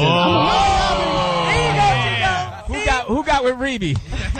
Really, I don't know. And who made her think she could have an album? Who got with her? So it's gonna be Don a hit, gave baby. it an album. No, I love the Jackson Chico family. DeBarge, Let you me ain't, know. come on, man. You light skinned supreme, nigga. Come on. You gotta have one groupie story out there. You gotta have can't one. think of Wait, none, it man. said I swear, you I'm used stuck. to mess I'm with. stuck. Hold on, let me see. Yeah. Cell Block 4. What was his name? Oh, damn. You used to date Nona Gay. Oh, Really? Is that true? It's on the internet. It's on the internet. wow. Yeah, He is yeah, also yeah, the yeah. ex-beau of singer-actress Nona Gay, Marvin Gaye's daughter. All right. Right. Yeah, I did. Here, my dear. How was that for? How was that? I don't today? want the relationships. I want to on the road. We got my boy. You know what? We're gonna make them do it because we all live together in one place. Right. You know all the actresses that was coming. Nigga, tell me. Y'all better drop one name. Me. There you go. Tell one name. That's like guitar. Put He's him like on a blast. man. You dated one of the bitches from Booty Call. Now tell it. Gabrielle Union. Let's just name them. Nia. I dated Nia Long. Oh, yeah. She's too All right, sweet. she's cute. Nigga, I want one. Okay, Joe, your turn. I want a horrifying story, Joe. If you don't, I'm gonna talk about this lavender shirt. Horrifying story. Horrifying. Come on, you know you went out with Monique. Tell us. Yo, we got my boy Speedy. Speedy's a regular I here. dated Claudia. Whoa! Oh shit! Tell Chico. Okay, Claudia. So you dated the bottom feeders of the group. Shut up, Johnny. You can do a lot better, I'm gonna Joe. start keeping track, Claudia. Damn. Don't do that. Is that a prerequisite to get on the show? God damn. I did book him. You been on more blocks I than do the it stop again, sign. too, man. And did you book? Chico, you better tell him it was no goopy shit. No, it wasn't. Not at all. It was actually pretty deep. Actually, definitely. well, yeah. hey. Whoa, wait a minute. It's pretty deep. Yeah. Well, her last boyfriend is broke, so I'd stay away from that. Claudia know how to handle a thug, too. Trust me. What? So let's talk about that. Yo, She got, no. Said Speedy's We on ain't the talking line. about that. It's just hilarious. She turning red. No, this is hilarious. I'm fine with this. I'm fine with this. So Because you came to my house in the rain holding roses. Yeah. Oh, Yeah. man. It wasn't some groupie I forgot type about shit. that. I didn't Wait a forget minute. about that. How was she? How was Claudia? Was she worth? Huh? How was she? I was God. in the rain, man. You didn't He get was in the in? rain. That's deep. He was in the rain. Rain was in all in the his rain, face. And he's pouring. light skinned, so he had You that. had a Yeah. Jerry curl, too? Oh, man. But you know what was crazy? She didn't know how I knew her address. That's true. I like that didn't from have a- Stony didn't have a- Jackson. Stalker skills. I like that. I like a little You know I stalker. love the stalkers. Yeah. R&B stalker. They said you was fighting at the door with Stony Jackson. What you say happened? Stony Jackson. I've actually been lead in both of their videos. So I did 2 videos with Yeah, Joe right. and 1 with Chico. And that's how I met Joe. So you did 2 Joe video and 2 Chico videos. 1 Chico video. 1 Chico. I heard they got paid a lot of money back in the days off video. No. No? What? That's all right. How much Just did get it Joe? on the table. Joe, why didn't you pay her? You still owe her from video? You blew the goddamn thing. Hey! What, Oh. all right, I'm being real good right now. What did you say, Joe? Kadar. You owe her money, Kadar. Joe. She got to build her way. Before you guys first of got all, I here, didn't control the Claudia's budget. let us know that That was Billy Woodrow. you owe her some money for a video. They do, actually. I did it a year ago. And You it's didn't going to be take a a- great time to write Yeah, chat. you know what? Don't have us put Billy Woodruff on blast. Are you serious? And he'll be at the show And both of tonight. y'all stop returning my taxes, too. So Billy Woodruff directed your video and didn't play Claudia. That's how it went down? No, Keith, his producer, didn't pay Claudia. Claudia, you Because I got wrote the check directly to the production company. She knows that's how it goes. Wow. I don't really know how it goes. I Wow. know how to get paid. Well, evidently you know how it goes now. They bought that diamond watch with your video money. You owe me that shirt, Joe. You didn't get no flip-flops or nothing out the goddamn video. They were both nice videos, I will say, very classy. So that's why, I was trying course to it was. go You back were and I forth. remember the That- video. Claudia was arguing with her boyfriend and they just broke up. That's the and first Joe, one. Joe swooped up. Nigga, you smooth. Another one. This Yes. nigga smooth as a motherfucker. But that video was like 10 years ago, and after that, a lot of people recognized me from that. And then after that, I started working a That lot was more. that was one of his biggest songs. I want to It know was. she did. I want to know. It was on I Oprah Wanna Know. Winfrey and all that stuff. You did Oprah? Oh, it was. She was talking about the video. You were on the video. Yeah. You were on the show, and they were talking about the You video. know what kills me? This right there. I said, you did Oprah. You're like, yeah. Yeah, I did. Child of business. Oprah's a big thing. I ain't say it like you did Ellen. I said you did do Oprah. It'll be good right now too. We got Ain't Oh, mad at I'm that sorry. one either. We got Speedy, one of our regulars is here. He's I on the think he's it's touring with Jamie hilarious. Foxx right now on the line. What's up, Speedy? God damn, took you niggas long enough to front. Wait, who is this? Speedy? Speedy. Speedy, it's only you. We were trying to hold on to the time for you to go on stage. Then we can miss you. Nah, nigga, I'm on the tour bus. We just got to the venue, man, and show last night was off the chain. Bananas, my nigga. And Tulsa, Oklahoma, of all places. The only problem is Lil Marcus was on the bus this morning with some dun-dun-dun, pushed to a stranger, that asshole naked. He was asshole naked, Johnny Mack with a nipple ring on. I heard he's got a new movie coming out called Lord of the Chest Rings. and that's rule number 1. Lil Marcus, you can't be on a bus full of dudes in your we gotta get right back to you, Speedy, because I'm sorry. People with careers are actually in the No, studio. because Joe and Chico has to leave. Hold on for a second, Speedy. Speedy, do you have a question for Joe? Joe is sweating like a motherfucker. You got a humidifier on your armpits, nigga? God damn. You sweating like two rats fucking in a wool sock, nigga. Have a Red Bull and cocaine cocktail on the way here? Shit. You alright? Hey, who's got to leave? Speedy, you got a question you can ask Joe and Chico DeBarge? He does love the R&B singers. Speedy will get misty. Ain't that a bitch? Try to give him Eric Benet. No, I met Chico at the Soul Train Awards, man. He don't remember. Right Lady of Soul. Can I say that? Yeah, Lady of Soul. Very good, man. Yeah, Lady of Soul. Yeah, he was mad cool. But I've seen you all the time when I was on the thing, man. This is a boring call. Can we cut this? I love Speedy. At least you fucking Joe, right? Or is it Chico? Who you fucking? Oh, which one would you rather fuck? 'Cause I know you like the dudes. With the Joe, it can't be Chico because his 40 time is slow. Oh, wow. That's a real funny joke. I see why you're not here. Speedy. All right. Claudia used to go out with Chico DeBarge. Unfortunately, I'm making money. Anyway. Impossible. Yeah. It's okay. Cool, but the show's off the chain. We're in Houston, Texas. We got a hot show tonight. Hopefully, if you're listening out there, you live in Houston, if you haven't bought a ticket yet, go buy the ticket. The show's off the chain. So make sure you go get it. Did you get any groupies last night? Yes, I did, Johnny Mack. You would like this one. You know, Fox bringing the girls on stage. Right. Yeah, I'm the one to make sure they get on stage, and I've been pulling them to the side. We pulled a dude to the side for Ronnie. LB. Well, Speedy, unfortunately, we're talking to two singers who have careers, so we're going to call you right back. I know we don't have your number, but I promise we're going to call you right back. Don't call us. We'll call you. Because they got to leave. Now, what we do here at the Foxhole, thanks for calling in, Speedy. We love you. This nigga took my beer. There's still something in there. What you doing? I'm going to jump on this nigga. So, Joe, what we normally do here, and Chico DeBarge, I know you want to clear your esophagus out right now, because we try to have people who can really sing.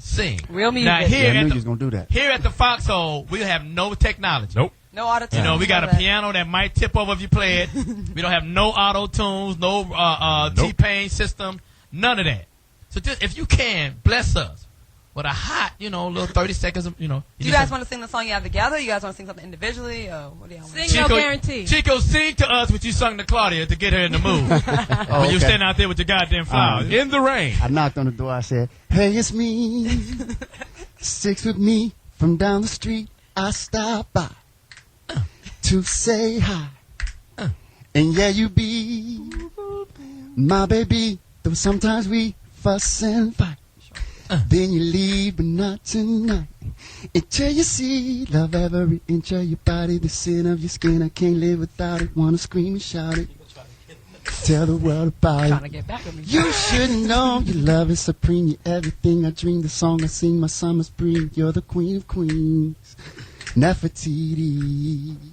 Claudia, that was really me singing. Damn. That was really me clean singing. My song went different, Claudia. I know. Answer the door, bitch. I didn't get a time to write. That's all I You can live across the street from me, too. Short and sweet. Keep it short and sweet. Right. Give it up for Chico DeBarge. That was funky. That was funky. You made that up at the door in the rain? Beautiful voice. Yeah. Joe. Yeah, that's from my new if you had a chance to serenade the beautiful... I'm just going to hold you right on out. I know. Why? I'm not as bad as y'all made me out to be. God damn. No, you're really beautiful. That's Couple how I feel. singers, couple athletes, I'm done. Not that two many. I'm bongos. 36 years old. A nigga with a banjo, just sing it. So, Joe, if you had a chance to sing a song to seduce Claudia. He sang, we did the I Want to Know video. That's right. Do you still know that? That was good enough, huh? That was beautiful. You still know that song? Yeah, of course. Of course. I got to know. I got to know that record. There's no way you're going to be better than the light-skinned dude, but we're going to let you. Oh, damn. I'm light-skinned too. Only a light-skinned guy can say that. That's right. Nah, you got to be light-skinned. Beautiful voice, Joe. We had a kiss in the video, too. You tongue kissed her? No. Okay, I'm sorry. Acting. What? Joe, do your thing. Well, this is a joint off the album. I want to do my first single, Magic, which I can't remember right now. Okay. Oh, sing something, the words. Shout out to Albie Short. A day for so much fun. Had on my white tee on, had on my new Air Ones. I was gonna pull out the coupe and drop the top. I was gonna ride around and hug the block. Then she called and said I'm on my way. I got a few hours, I might as well stay. Now I'm gonna lay back while she drop her top. Now I'm gonna record the rewind and watch. Now, after 2 hours of footage, her body couldn't continue to do it.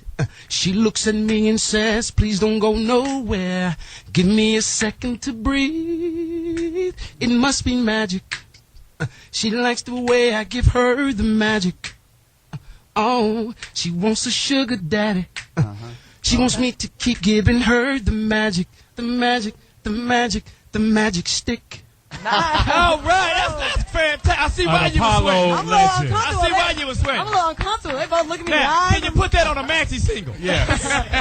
Them R&B threesome over here. I know you guys got to go, but that was fantastic, Beautiful, man. both of Yeah, them. we at the House of Blues tonight, man. Can I get some y'all free get a chance. Come on through. Yeah. On the list, Chica? Yeah, on the list. Okay. Of course, of Yeah. course. Yes, if I'm going to tell everybody I'm Quit your step losing play. Just call me, man. You got my number. Yeah, I'm going to say I'm your step play cousin. Hold on, Chico.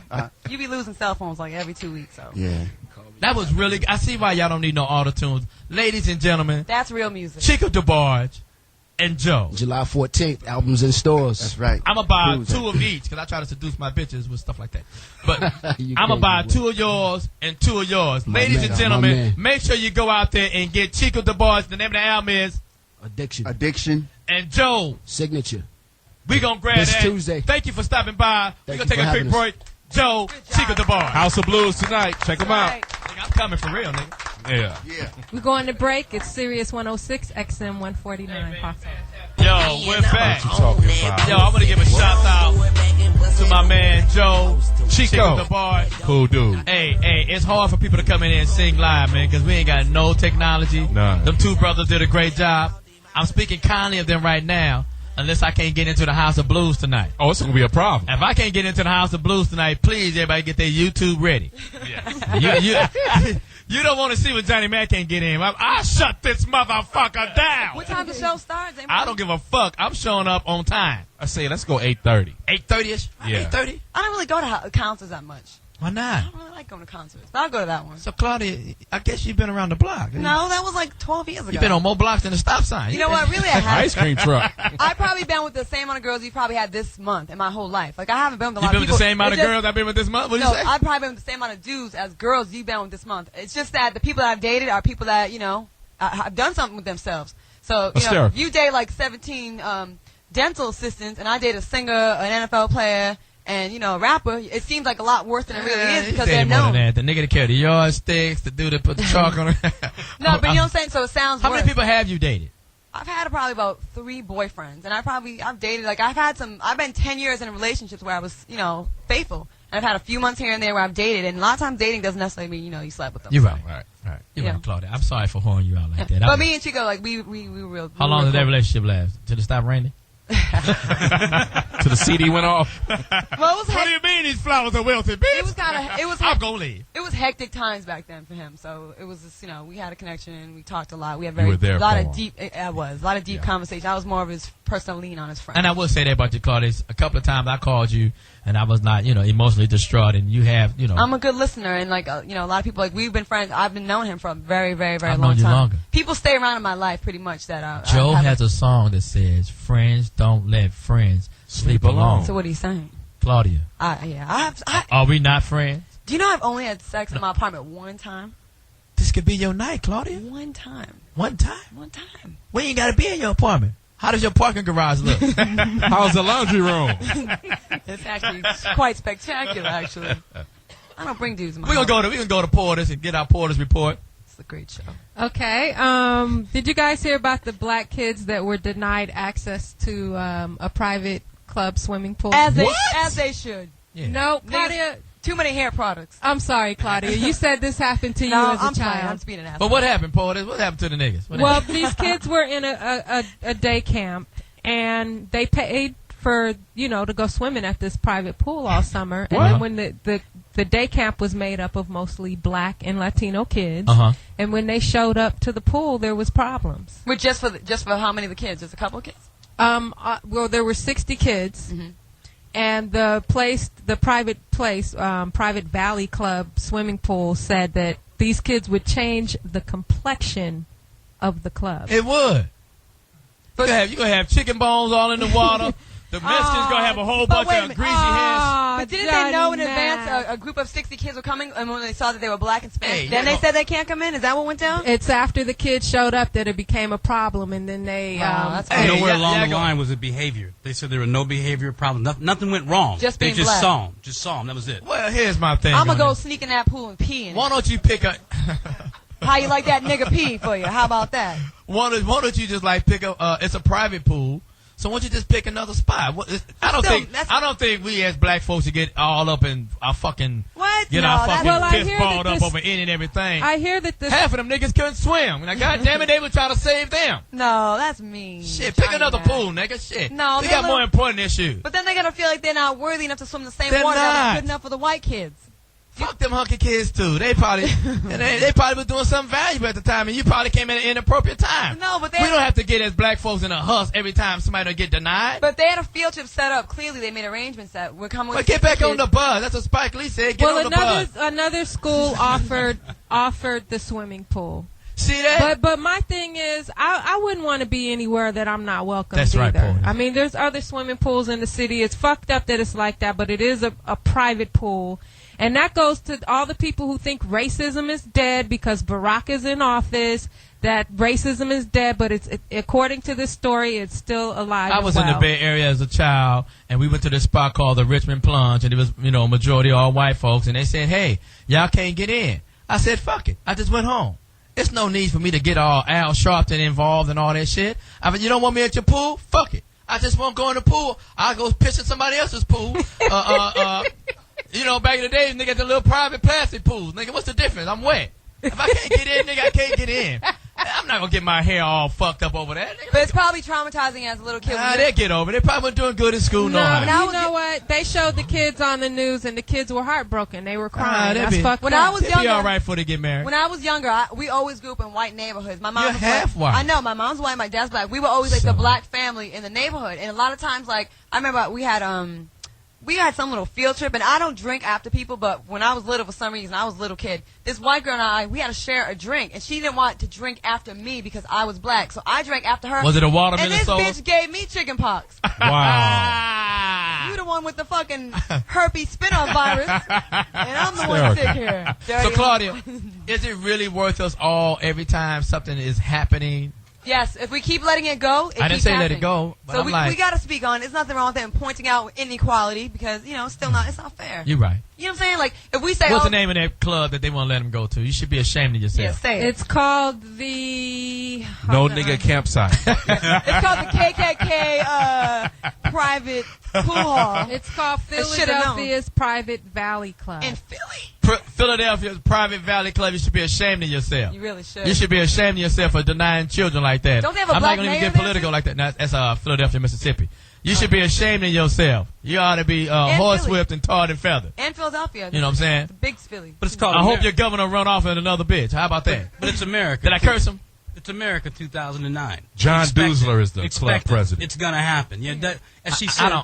Cortez, I don't know if I expect it. Well, but it happens. It happens. It happens. It's America. They probably had bottled despite water. electing a black president, it doesn't mean shit. It's not like it goes away. That's a minor token gesture, having a black president in Oval Office, who's had more death threats than any president ever. He's only been in office a handful of days. One more thing about the kids. I don't call it a minor thing that we got a black president. I call it a major It's pretty thing. major. One more thing about the kids, though. We'll see. And one more thing, how that affected me when I was a Yeah, child. like he was a DUI class president or something. It feels to them, it may be like we can say, oh, big deal, because we're adults and we've been through things and we've had people explain things to us and we know why the world works the way it does. When you're a young kid and you're denied and all you can go on is your color, it does make you feel like you're unworthy and you're less than the kids that they are letting in the pool. So that's a very serious offense. You're causing self-esteem issues with these young kids. And that person, what's his name again? What's the pool place? The Valley Club. Yeah, suck a dick. John Duzler. Yeah, that's how I go. I go hard. Yeah, I respect that. Yeah, I'm gonna go pee in that pool. I want all our listeners out there who's of white descent. Fuck you. Please call into 877-210-6106 if you've been denied of anything. Let's see what happens. Let's see. Because we asked the white boy. This is not cool. If you've been denied of anything, please call into 877-210-6106. And any bitches on that period in the Philly area in the next week, hit me on the Facebook page. I'm gonna have a field trip. I'm gonna bring you to that pool. I'm serious about this. This is fucked I'm up. gonna go with you, Claude. I got chicken pox. I can't over even shit swim, like Claude, but I'm gonna go with you to the I pool. got chicken pox over shit like this. It ain't cool. What else you got, Porter? You starting shit, Porter. We were, as you know, we were in Las Vegas last weekend. Yes, we was. A Las Vegas man wins the Shout out right to to Nicole. have hoe on his license plate. What the fuck? Well, they wouldn't let him have hoe on the license plate. They felt it was offensive in all places, How Las is it Vegas. offensive? Well, I'm Indian. We say hoe all the time. I'm part Indian. Cleveland, India. Yeah.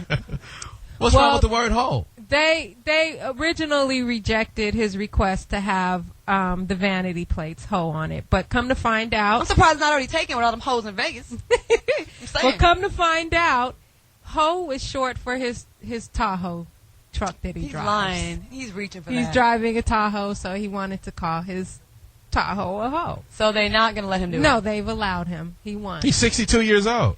Yeah, let him do what he wants to do. Let him have the word hoe. Some people are hoes. Now, why did the dude want the word hoe on there? Yeah, that's kind of weird. See, that's more the issue I'd have. Yeah, that's kind of strange. Kinda tricked out. You want to drive around? How you pick your mom up in that car? Yeah, mama. Which one is it, son? The one with hoe on the front, mama, and the homobile. Yeah, your mother should be proud. Yeah, that's well, just stupid shit. Did all of you guys catch the Michael Jackson memorial? I did. I could not leave the bed. I did. Over I watched it almost in there, like 60, well, over 30 million people watched it in the United States, not including the online Seems viewers. low. I think that'd be more than that.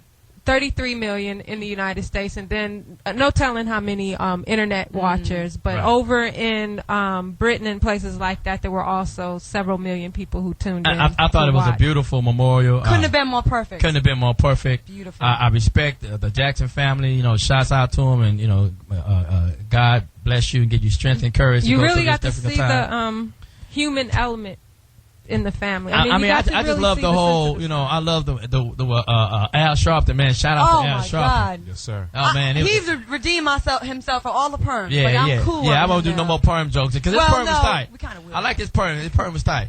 Shout out to Stevie Wonder, whoever's handling Stevie Wonder. Oh, my Please, God. can they please cut off the rest of them braids? For the people that are criticizing performances on a memorial, on a tribute, shut up. They're saying, oh, Mariah's voice doesn't have it anymore. She's staring at the casket of someone who's probably a friend of hers Right, trying to yes, sing. right. For people to criticize her performance like she's on American Idol, she's not. She's there to tribute her friend. Right. So shut up to people And that are it's criticizing very her. difficult time. And Just she came out and admitted that was the problem, that said she she was tried not to too cry. broken up to really sing her well, best. here's the What thing do people about. want from people that are I'm I about to couldn't say even that. speak when I was watching that thing. And I'm not even, you know. Here's the problem. What happens in America? These at the blogging motherfuckers and these tweetering They have motherfuckers. no talent. And they You talk have about, no talent. Talk about people that do have talent. And that's the if you can do such a great job, whoever that was, Come on and get some. Let me you should come on down to Suck the serious some, punk. Foxhole. That's right. And let me see what you can do. Yeah. You motherfuckers couldn't sell shit. A lot of times they look like shit. They fat as fuck. Always. It's a prerequisite, goddammit. They got a bad leg or You know what I'm something. saying? Can't spell Wednesday. You know what I'm but saying? you're going to sit and talk about people that are multimillionaires, sold many, many records, successful, Extremely attractive, talented. and you're going to sit there and say, well, her keys were off and her voice don't sound like... This You know nigga what? don't even have car keys. How do you know anything about keys? Yeah, so to the I bloggers, shut the fuck up. Right. I thought everybody Suck did some punk. Suck some punk in your an mouth. incredible job at Michael Jackson. Do you know how hard it is to sing, to perform at Michael Jackson's memorial? Do you know the pressures? Do you know the emotions that you're going through right at this time? I mean, I was just watching it at my crib. Sad. And imagine And I was having- emotionally distraught. I was weak. So how dare these people? They're so like. What do you expect from these people? People want so much from And I entertainment. said that once. I was watching. We had watched Dreamgirls when Dreamgirls came out, and Jennifer Hudson did her thing, and people had called me and said whatever, you know, she shouldn't be nominated, and she didn't do this. So I just posed the question: what do you want from a nigga? What does a nigga gotta do before you say great fucking job? In the words, I gotta quote a very great, smart person right now. Thank you. In the words of DMX, what do bitches want from a nigga? What do you want from a Seriously. nigga? What do you want? What are you gonna look I at? never thought I'd quote DMX and say smart, but I am, goddammit. I'm mad today. Well, you just look at it as we perform in the talents that we possess, and the average black person has this talent naturally. We didn't get a chance to go to schools and Juilliard private. and all that. I didn't get all that. I didn't get no comedy lessons at all. My dad still owed me $75 a week child support for like 3 years. So My you know, daddy I ain't ain't never shit. done homework with me. I know. That nigga told me to do some homework. I said, won't you come home and work. Anyway, we don't get all that. So for any black person to get up there, Jennifer Hudson's talent is God bless. And she's pregnant, and she's still mourning. She's gotta still be mourning. She wasn't even supposed to get on a plane because, you know, after 35, 36 weeks, it's bad for you to get on a plane to travel like that. She said, you know what, I gotta be there. Mariah Carey, shouts out to Mariah Carey. I've never been a big Mariah Carey fan. Shout out to Usher. Shout out to everybody, Tyrese, everybody that did their Stevie Wonder. Stevie Wonder, when he sang that song, You Left Too Soon, I didn't know. I didn't think you were Gone Too Soon. Come on, y'all. That got me. How many of y'all was holding back your tears? Now imagine trying to sing. And be good. Hey, fuck your blogger. And you know what? I got to shout out our fuck your blogger. Okay. I hope that nigga computer get a virus, and then he catch it. I got to give a shout out to our very own Zoe from the Voice of Reason show. He actually broadcasted from here on the day of the memorial. Wow. And big shout out to our very own Zoe. Good job, Zoe. Way to go, Zoe. Check them out, Voice of Reason Thursday. And while we talking about critics that are on the sidelines ain't doing shit, I know we probably discussed this already, but the people that have things to say about the BET Awards, yo, 2 days to put it together. Amen. You guys criticizing that. They had another show planned for 3, 4, 5, 6, 7, 8, 9 months that was ready to go. Right. And they totally stopped in their tracks and put a whole brand new show together. So all you people criticizing, you can shut up as well. And I want to put you in the period pool with the Sharks as well in Philadelphia. Eat a dick up to your hiccup. I want you to play patty cake with a Tyrannosaurus Rex. Or eat a clit up to your spit up. There you go. All right. Get in on the nigga rock. How dare someone have the nerve to... Here's my thing. Let me see your show. That's a big old pool of Hollywood out here. These niggas could have put on a puppet show.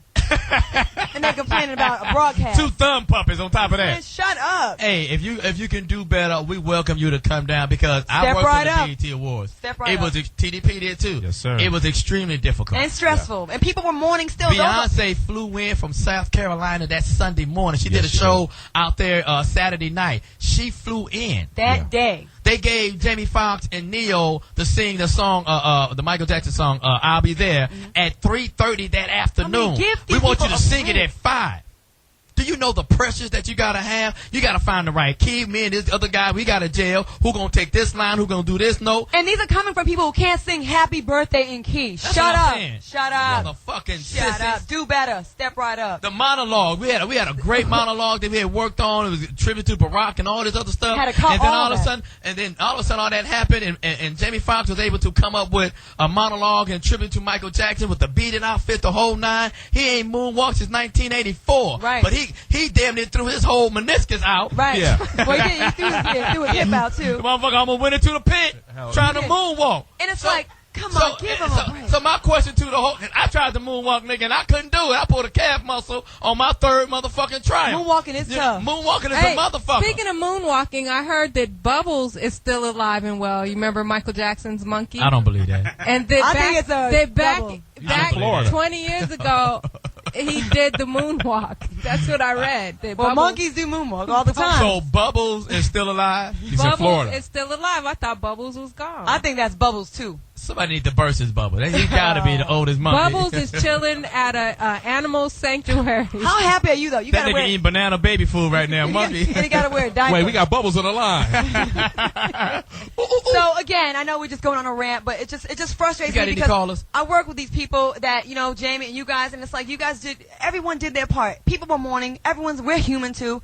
And it's like, what do you really want? Yeah. A 2-day show condensed, something that takes 6 months condensed into 2 days of preparation. Yeah. I bet you the Grammy motherfuckers wouldn't have done it. So I want you to call in. The 877-2106 and 106. If you're a person out there with so much talent that you can do a show in 2 days, hey, call right on in. Let's see. And one day, let's see what you got. I would love to be on your show. Let's fly these people in and let them do that. Well, and that's the question I want to pose to America. What do you want me to do before you finally say, good job? I'm a stand-up comic.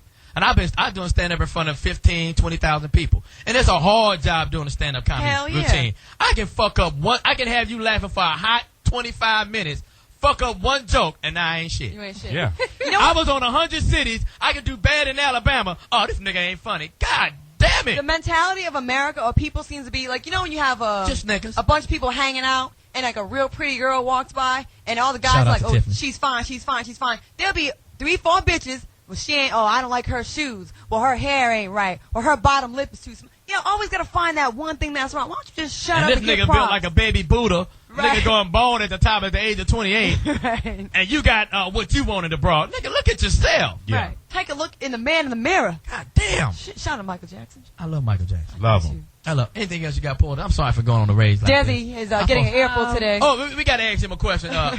Desi. Sorry you had to hear all this, but The Michael Vick situation. Michael Vick is out. You know, he did his thing. And if you're just tuning in, we gotta let everybody know who Desi is. Desi is a sports writer for BASN. Desi Cortez. That's why we're jumping in back into the sports question. Do you feel that Michael Vick has been treated poorly?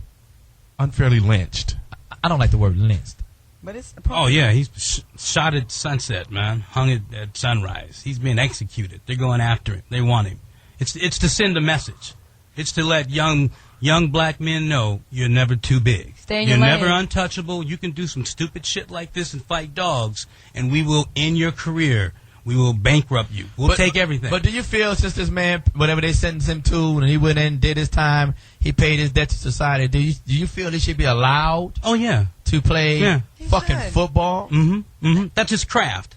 That's what he's been trained to do. born to That's do his that. livelihood. He's Right. entitled. Right. It's Yeah. not right. You know, Yeah. it's like there's worse people out there that get back and are able to make money. Dante Stallworth killed a man, just served 28 days, got out yesterday, I think it is. Right. He's already out of jail. They'll determine, if he can play in the league, probably not this year, but next year. That's what he's going to do for killing a man. What he accidentally.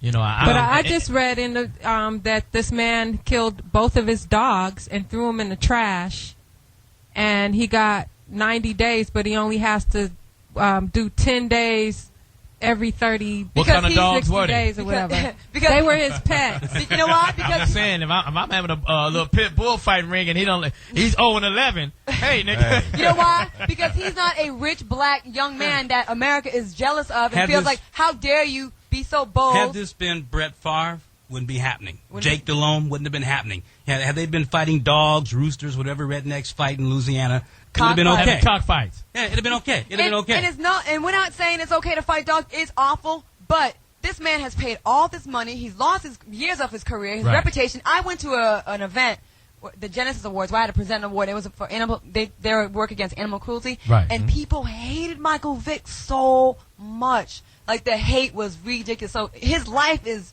kind of ruined in some people's eyes. But here's a man that had no police record. He had no police record whatsoever.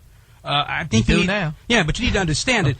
Mike Vick was hated before this happened. If you are the football fan, Wasn't he the highest paid player at one point? yeah, but but it has something to do with he could redefine the position. If he were allowed to play, have the same offensive coordinator, same team around him, have a little consistency, he could change the position where, like running back or wide receiver, white guy can't play. You can't meet the job description. That's the fear of what Mike Vick was. He would change the game and make the quarterback position off limits for the white player. He had to be brought down. I'm not gonna buy into that because I came front. I'm a Raider fan, and Sorry to hear that. 3 white quarterbacks got us. I goddamn ring. What team do you like, Claudia? Patriots. They've been like so many Super Bowls. So now. when did you start liking the Patriots? Probably about 15 years ago. I'm not one of them new age. I was liking them when they were losing all the time. They was testing positive for drugs back You're in right. like 89, 90. Shout I out know to my Sam shit. Cunningham. Trust me, I know my shit. Yeah, Can I just give you guys a little update on Michael Vick? Actually, his sentence for dogfighting ends next week, July 20th, and he's already been welcomed by the Minor Football League. Oh, come on. He ain't want to pay no goddamn money. That's if he doesn't go to the NFL.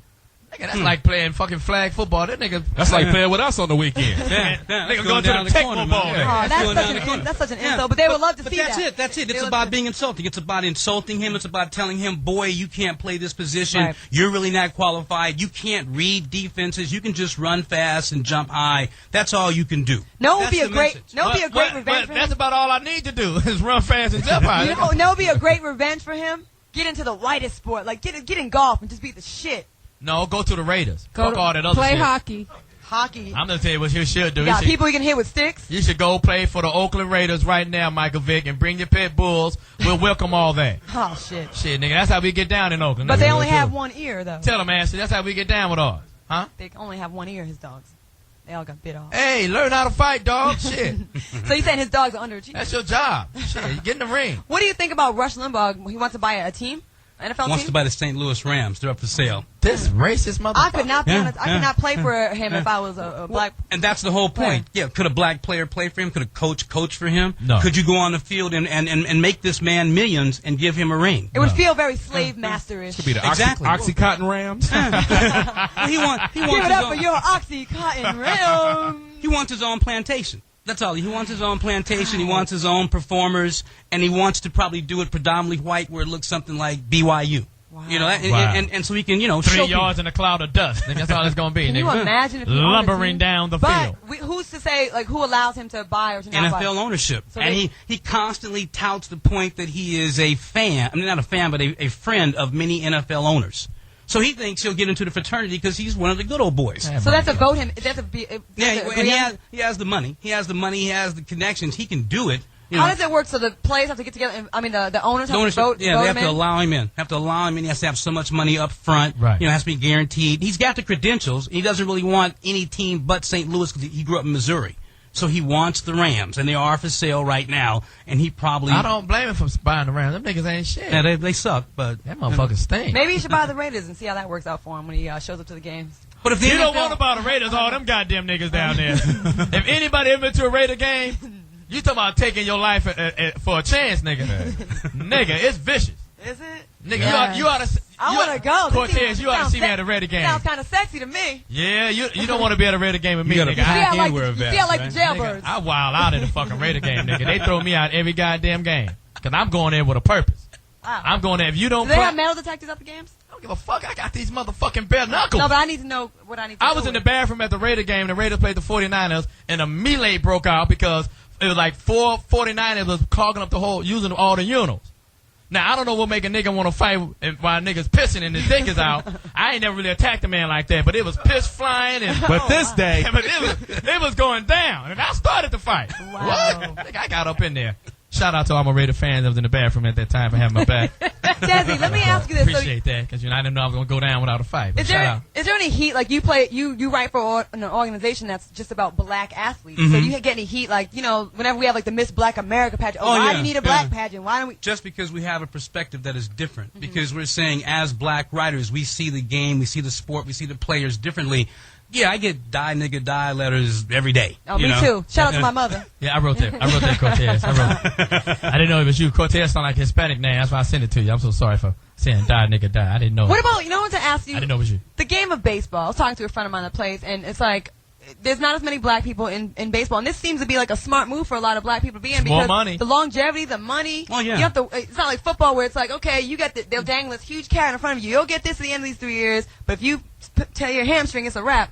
Like, why aren't more black folks getting into baseball where there's so much longevity and so much money? You can last 15 years. You can Right. play 20 years without walking out like Ironside crippled. But But baseball takes more people to play. Like, if you was starting up a game up at your crib or whatever, you need so much equipment. You need back catches equipment, a ball in the expensive bag. to get in. Yeah, It's not costs that. more. You need at least 4 or 5 niggas, about 8 people, to play a good game of baseball. And, where at and the crib, basketball's like 5, right? it could be 1-on-1. We could play a game of 21. Right. Yeah. it really would be 9-on-9. That'd be 18. What do you get 18? Right. You see, I like to it see takes more more in the- people to play the game But of they say baseball. that we have, as Afro And how many niggas got 18 friends to get a goddamn good baseball going on? But basketball took the place of baseball. The average young black man wants to play basketball, not Because it's baseball. more glamorous. And there's so many, so few And it's a slow spots. game. It's a slow game. It's a slow, boring game. And I think we could dominate it as we, I agree. but we just I choose don't not know, to do it. Cortez. It's hard to hit that Charlie. That motherfucker throwing that Mr. Charlie up there. That motherfucking curveball. But you know what? When it They comes put to a whole lot of niggas back into the basketball court. some people may find this racist. When it comes to sports, though, black people naturally excel. So, it should be easy for us. A lot of that stuff comes easy. It's hard. We can do backspins and headspins and all that shit and windmills. Yeah, but it's hard to hit that goddamn slider. I live in Colorado, man. I ski all the time. And I Somebody tell throwing black a folks baseball all at the time. 95 miles an hour. You know how hard it is to get a hold of that? Niggas dodge bullets all the time. I tell black folks all the time What that you kind can. of niggas I live in Colorado. I ski all the time. Sorry to hear that. I tell black folks all the time. Look around you. You see these white folks going down the mountain full speed. You know they have no coordination, no balance. You know you can do it. All you gotta do is focus. I tried to do it. My white side I thought was going to get me through it and coast me through. I was fucked up. I fell like every 10 feet. I tried to snowboard. We went up to Big Give Bear it one 3 time. days. Give it 3 days. Nah, we went up to Big Bear and I damn near ruptured my spleen. Shouts out to 8,000 feet. Because you're coming down and ain't no brakes on the goddamn ski. ain't. No. You can try to dip and dive like this motherfucking ski instructor done taught you, but I'm going a little bit too fast because at first they teach you on a little bitty hill. Little bunny hill. The little bunny It's called hill. a bunny hill. Then they put you on the goddamn little The suicide the hill. lift. Suicide hill. And you got to get off the goddamn lift at top speed. Can I just say to black people that are participating in snow sports, winter sports, listen, you don't wear 2 pairs of jeans, some long johns, and a windbreaker over top of that. Gotta go get the ski suit. Just you gotta do it. The wet jeans is not a good look. It's not. Claudia, when I tell it's you. so ghetto. When I tell you I did fell do it. down that I goddamn did hill do so it many myself. times. I know. We should go sometime. You don't want all that. It's too much. It's too much. It's too hard for me to ski. Day 3. Because then when you started Day coming 3. down too fast, like I said, you ain't got no brakes. And then, I was drifting to the right. And over to the right was a gang of motherfucking trees. And all of a sudden, Sonny Bono popped in my motherfucking head. Nigga, I took a motherfucking dive. So what do you think about the athletes? Like, it seems like, when a black athlete messes up, it's everywhere. It's all over the place. Do you feel like there's a... Rule number 1, don't mess up. It's the gift and the curse. I feel you. Spike Lee once It's said a lynch mob mentality. The press is waiting, looking, can't wait to jump upon it, seize it. That's Do what it you is. really feel they don't go after the white players as much? No, I don't think they do. It's real life. I think the police look at us more than look at them. It just transfers over into sports. But Cortez, I'm gonna say this, and I'm not taking it for no rage or whatever. I went to a Spike Lee seminar way back in like 92, 93. I was in college. I was going to film school. Impossible. Impossible. I'm we sorry. get into that Had later. to come on now. So I went to a Spike Lee seminar at NYU, and they said the same thing. Like, we got to be twice as good. They're looking at us. We got to be this is better, and this, that, and the third. He said, well, what's the problem? You know you got to be twice as good. Be twice as good. What's the problem? So I'm saying that to say this. You know that they're looking at you under a microscope. They are. You know that they're looking at you. You know what I'm saying? You should watch your ass. Don't fuck up. Don't fuck up. I mean, yes, we can take advantage of the lifestyle that you've been afforded to live. You're making millions of dollars for playing football on Sunday, baseball, or whatever day it is, and basketball. We don't care. Don't fuck They're up. mildly educated gladiators. They don't fucking get that. No. They don't understand. They are very educated gladiators. Whoa! Follow me. I know a dude that really did not know the difference between the word preference and reference. It was very loud. But that's not my job. My job is to sack the quarterback. You take the same sports writer or the same writer and put him on a football field, he gonna look just as stupid as the nigga that was in the fucking press conference. That's not my job, is to speak to the Congress or the House of Representatives. My job is to make the fucking basketball hoop. That's my job. So they're very educated, and they teach Mike Tyson all the time, saying he was dumb. Okay, sports writer, Howard Cosell, you get in the ring. So you try to get me on your playing field, but you never think about how does it feel to be in my playing field. So Mike Tyson was a genius because he knew the science, the sweet science of boxing. I don't think you should put Mike T. Tyson and genius in the same sentence. And what he is a genius. Talented and strong. And what he does, he was a fucking genius. He was very strong. He was a boxer. But then he's a dumbass at life. No, he's not. That's not my job. Johnny Mack is to knock motherfuckers out. But do you think someone should be so we shouldn't let our athletes be one-dimensional where they, because they excel so much in athletics that they get a pass in common sense and life and intelligence. I would like to see more of my athletes. But sweetheart, that's what I'm saying. My job, I'm Mike Tyson, is to get into this arena, into this ring and fight. Okay. It takes a lot of knowledge to be able. I get in the ring, and anybody can come down to the ring, and you're welcome to come down, and we just have a little spot. My friend Tiffany came down there with me, and just to be able to duck underneath a punch, just to be able to bob and weave, that's not no easy task. So these cats that are athletes have mastered their craft. Albert Einstein knew math. You didn't see that nigga play no sports. It was rumored that he couldn't even tie his own shoe. Andy Warhol, that motherfucker ate the same food for 20 years. But that doesn't make it okay. It's asking too much for them to be able to read and write. He can read and write. Now when you got 18 units of goddamn tennis. And then that's part of keeping your career read and going. write. You can't just keep your career going on skills alone. Like, look at how many athletes that we talked about that are like, especially these football players, they think they're going to be around for 10, 12 years, which is never the case. What is the average career? 3, 4 years? Maybe if you're lucky, you're going to be playing for 4 years. And a lot of times they've been passed. Same as the real estate motherfuckers. They thought they were going to have it cracking forever. And they shit went under. Right. Shouts out to AIG. Right, but that's... By the time they walk So let's not just say it's the athlete. Anybody's career can falter and fall at any given time. But when you're relying on something that's physical as opposed to mental, when you use your... I'm relying on the skill that God gave me. But let me make a point, though, real quick. Okay, I'm relying. Okay, I clearly made money off being a model, and off some people. And your ass ain't what it used to be 20 years ago. It really isn't. It really isn't. It really isn't. But that's why I did go to school. I did try to work on other things. I'm now a personality now. Like, you have to worry about the next stage. So you can't just be like, I have a great uppercut. I would like to see, just because, you're a great athlete and you do excel, and I got to give props to athletes. I have the utmost respect for athletes. You know me of all people. Right. I fucking love them. And the key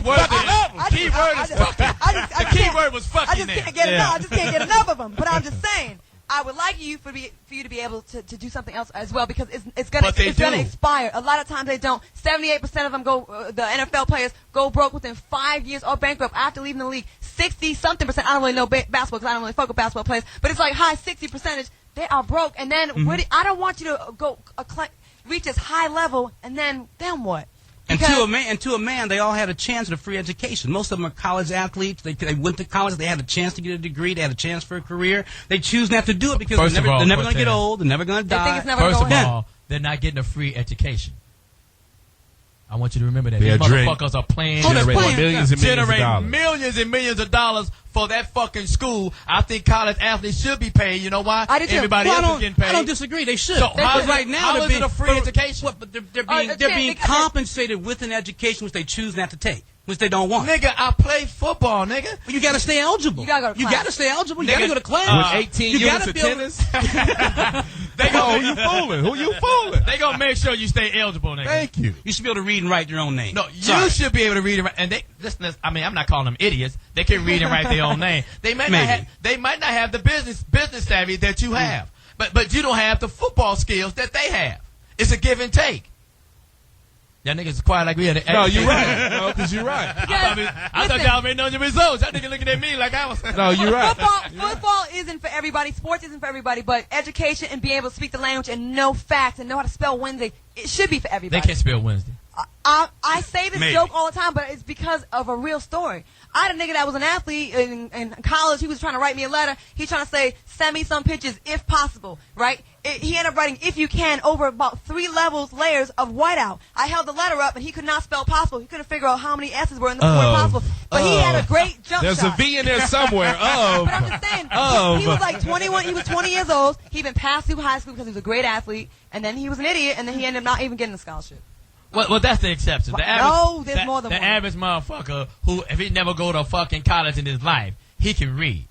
Having the comprehension skills of what you just read is a whole different thing. But I'm gonna say to the athletes, athletes got a lot. Nigga, they gotta go to school, gotta go to class, that they gotta go to ain't fucking no joke. practice. The playbook's incredible. They gotta read this fucking 700-page playbook. Is it too much? God damn it, I know what I'm talking about because I was a nice junior high athlete. Is it too much to ask if flag football All-American? POTUS, you might be able to feel me on this. We females. Is it too much to ask that I want my athletic boyfriend with the nice abs and the great jump shot to be able to read the IKEA directions? Is that too much to ask? First of all, IKEA is a trap for all black people. Oh my God! I tried to put together my entertainment center, nigga, and I still ain't got that motherfucker. The glass and the shelf part is sitting outside on the balcony.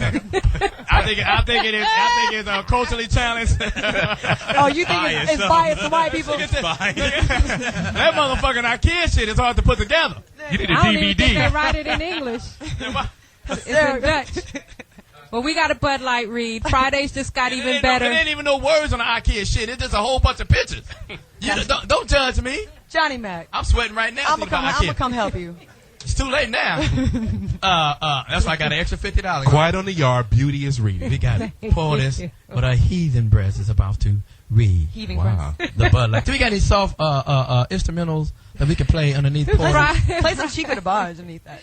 Fridays just got even better thanks to your friends from Bud Light and Bud Light Lime. Listeners 21 years of age and older now have the opportunity to visit the foxhole.young-america.com. That's the foxhole-young-america.com to answer the Bud Light question of the week. Submit an online entry and answer the question. You'll have a chance to win beer for a year. We're legal. You heard that right. Bud Light and Bud Light Lime for an entire year. Winners will be selected each Friday through December 18th. Light and refreshing Bud Light and Blood Light. Raise your bodies. That's that period pool. And Bud Light Lime enhance good times with friends. And if you're a lucky winner, you and your friends will have a reason to celebrate. So get up on your Bud Light and your Bud Light Lime facts and visit the foxhole.young-america.com to have a chance to win beer for a year. No purchase necessary. Open to U.S. residents except California residents 21 or older. See official rules for details. Game ends December 17th, 2009. We have a couple. Yeah, we run out of time. We got to go to Claudia right quick for our Twitter. A couple of tweets. We got people making comments about our guests and our topics. They said, I wish I'd have known when he was here. They said D'Angelo and Chico had beef. What? That D'Angelo supposedly said that Chico was stealing his style and they had beef. And how does Chico feel now that he was able to kick his drug problem, but D'Angelo allegedly has not? Wow. That's one from my So Twitter. D'Angelo got naked first, huh? And then Tony Teckham says, damn, Claudia, period, bitches in the pool, eh? Get them go hard, okay? Slingshots and tampons. I hear you. I hear you repping for shoe polish on Jermaine. Jermaine's hair is hard plastic like the Ken Barbie doll. I call him Helmet Head. Ooh. And then Mariah Carey could never do a bad job on her worst day. She's still better than the people that are talking That's about right. her. Amen. And then someone wants me to take Debbie Rowe to the period pool. I think we should start period Well, pool. who's Debbie Rowe? Michael Jackson's baby mama. Baby mama. The ugly nurse. Ugly Betty. The real one. Why do they want to take Debbie Rowe to the pool? I don't know. I just like to say negative shit on the Ugly radio. Betty. That was funny as fuck. Yeah, so She was riding on them reporters. She was like, get the fuck out of my I don't face. blame Did her. you see that shit? No, she said, don't fucking touch me. Yeah, Really? don't fucking touch me. I have a right not to be assaulted. Don't get your... These That's motherfuckers... right. I'm not really mad. She ain't really did shit. She ain't That's the did shit. media. She got her money. bumping that the shit fuck up. off me. Pushed out babies. I like to know who. Let the media... I wish the media will come up to the Foxhole and see what they get. Come get some. Nigga, I will You gonna verbally... scratch him on the arm, Johnny Mack? Give him a little hepatitis C. Hey, yo, we had a blast here. Once again, shout out to my man Jamie Foxx. He's in Houston, Texas right now. Blame It doing his tour. thing on With the Blame It Speedy. tour with my man Speedy. Jamie's on tour. Speedy's getting saying, a ride. Speedy's like, we on tour. We No. ripped it last night. Nigga, stop. Yeah. But you know what? And that's another shout out to Fox. And Fox make you feel like you're on tour. But isn't I've been Speedy on like 7 tours of Fox, and it makes they give you a great hotel room, limo ride to the spot. Huh? You got a great dressing room. You really think? Nigga, I was putting on makeup, nigga. Started after Vegas. I was putting on number makeup, 3. and motherfuckers doing stand But up. Speedy's really feeling himself. Isn't Speedy like tattooed to Because Mr. Raw? you know what though, Claudia? You have to feel that confidence. That's why shout out to Jamie Foxx and Marcus King. They do that to you on purpose to make you feel like you a star.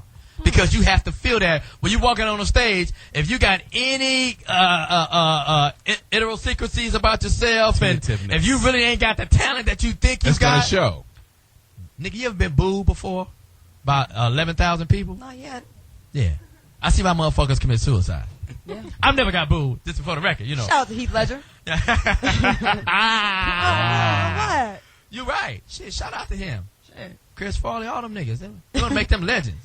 It did make them better. I heard why he killed himself. Why? What happened? He said he wouldn't be able to live down the Batman experience. He Oh, couldn't- really? He couldn't live down the Joker thing. He was a good actor. I'm really actually sad that he's gone. Why? I'm not sad, but Name 2 movies. Casanova. Brokeback Mountain, one of my favorites. He was getting it in, literally. I liked him in Casanova. Brokeback Mountain set a record. It was the only movie that was not bootleg. Yeah. Did nobody want that motherfucker at their crib? No, nigga? that's a good movie about. It's a love story between two men that were out in the No, wilderness. you going to another. You about to break somebody's boo boo maker. It's not a love story. He went in soft the second time. Nah. The first time he went in hard. The second time he spit on it a little bit more. Nah. He was romantic. Nah, It was a love there's story. nothing romantic about it. You ready? That's not romantic right You've there. done it. You've done it to bitches. No, I haven't. As soon as I spit on tied your my hand. horse up. Horse won't be the They only give one a whole barking. new meaning to riding side saddle. I tell you that. It was a great movie. It was a great time here at the Foxhole. Thanks for all our listeners. It was way better than I expected. I thought it wasn't gonna be shit today. Claudia, you make the show. When you're Yes, not you here, do. I'm lonely. What are you saying And about them? Joe then? said- who- Damn, right who? in front of them, you gonna say that in front of our friends? You're beautiful. Claudia, remember Saying, this. damn, In parting, Joe said that friends don't let friends sleep alone. Well, I agree. I think there's a remix that Friends Don't Let Friends Pay Their Own Shit. So maybe, we have a little exchange here. I got some money in my pocket right now. I'm broke. Perfect. I got something. Let's go talk off the air. You know what? Hey, that's our time. I'm dead serious about my shit. What? That's our time. We're going to do a quick roll call and let everybody know who's in this house. Claudia, where can we find you? I don't have a job right now. My manager's in the house, but we got to work some things out. Miss Universe, maybe I shouldn't talk about that in the Miss Universe, August 23rd in the Bahamas. I'll be co-hosting with Billy Bush on NBC. And can I roll with you, Claudia, the Bahamas? I try to get some pluses, but nigga, I'm coming. TDP, where can we find you, Playboy? I'm going to the House of Blues tonight to go see Joe. Me too. You gonna throw your panties on stage at Chico? No, I'm gonna throw somebody else's. They ain't gonna be mine. I'm gonna do that tonight. Cortez, you're here for a brief moment. Where can we find you? Desi Cortez, blackathlete.com. Okay. Poetess. Smoke weed. Where can we find you, Poetess? There's a puff of smoke somewhere near you. Where can we find you, Poetess? At the Weed House. No, thepoetess.com. Well, you know, Johnny Mack is always doing great things. Now, let me tell y'all, if y'all want to hire us, we are for hire. We can come to your city and your funky town. We can rock your comedy club. We can rock your nightclub. We'll piss in your pool. We'll piss in your pool. You can catch me somewhere. I don't like to give Where out. you going to be tonight? Where you going to be? Well, it depends if I can seduce this broad or not. You going to take a girl to the concert, I maybe? thought you were going to see Chico and That's what I'm Joe saying. with TDP. I'm not going with TDP. Hey. I'll go and stand There you between you two. I'll go stand between you two. I'll bring a couple low self-esteemers with me. You know what? Yeah, I'm going to be at the House of Blues tonight. I'm going to go see Joe and Chico DeBarge. I'm tired of saying his whole name. You kind of have to. You got to say the whole 'Cause it thing. sounds Mexican. Chico, Sounds like a Mexican. Sounds like a nigga with some oranges and cherries. You just say Chico. I do anyway. want some oranges. So, yo, it's been a pleasure being at the Foxhole. We see y'all here. I guess next. Shout out to my boy Zoe for doing a great job. Zoe with the Smokey Robinson eyes. I love Zoe. Very intelligent black man. Very intelligent. Very intelligent. He's not great athletically, Cortez, but the nigga has a brain. Only on Thursday. Yeah, that nigga, he's not good in any athletic sports. So, damn. Next Friday, we be right back at you. Shout out to my man with the Bitter Hunter suit. I don't know where you going, nigga. What kind of shoes are those, nigga? Like a professional pallbearer. Are you from Nigeria? Did you select your slacks, nigga? This Like got an on 86 Corvette. But nigga, keep doing your thing, your dress. Shout out to all our interns. Shahani, Ashley, and Patrice. I love all y'all. Y'all do a great job. My man Kirkwood on the engineer, and my man Labreeze. Well, spray that nigga then. And Scott. my man Labreeze is doing his thing. It's great. And my man Scott, who's always videotaping. Everybody here at the Foxhole do a great job. I love all you cats. If it was a war going out there, I would put you niggas on the front line while I stay in the back. Let y'all die first. Shout out everybody. Be good to yourself. God bless.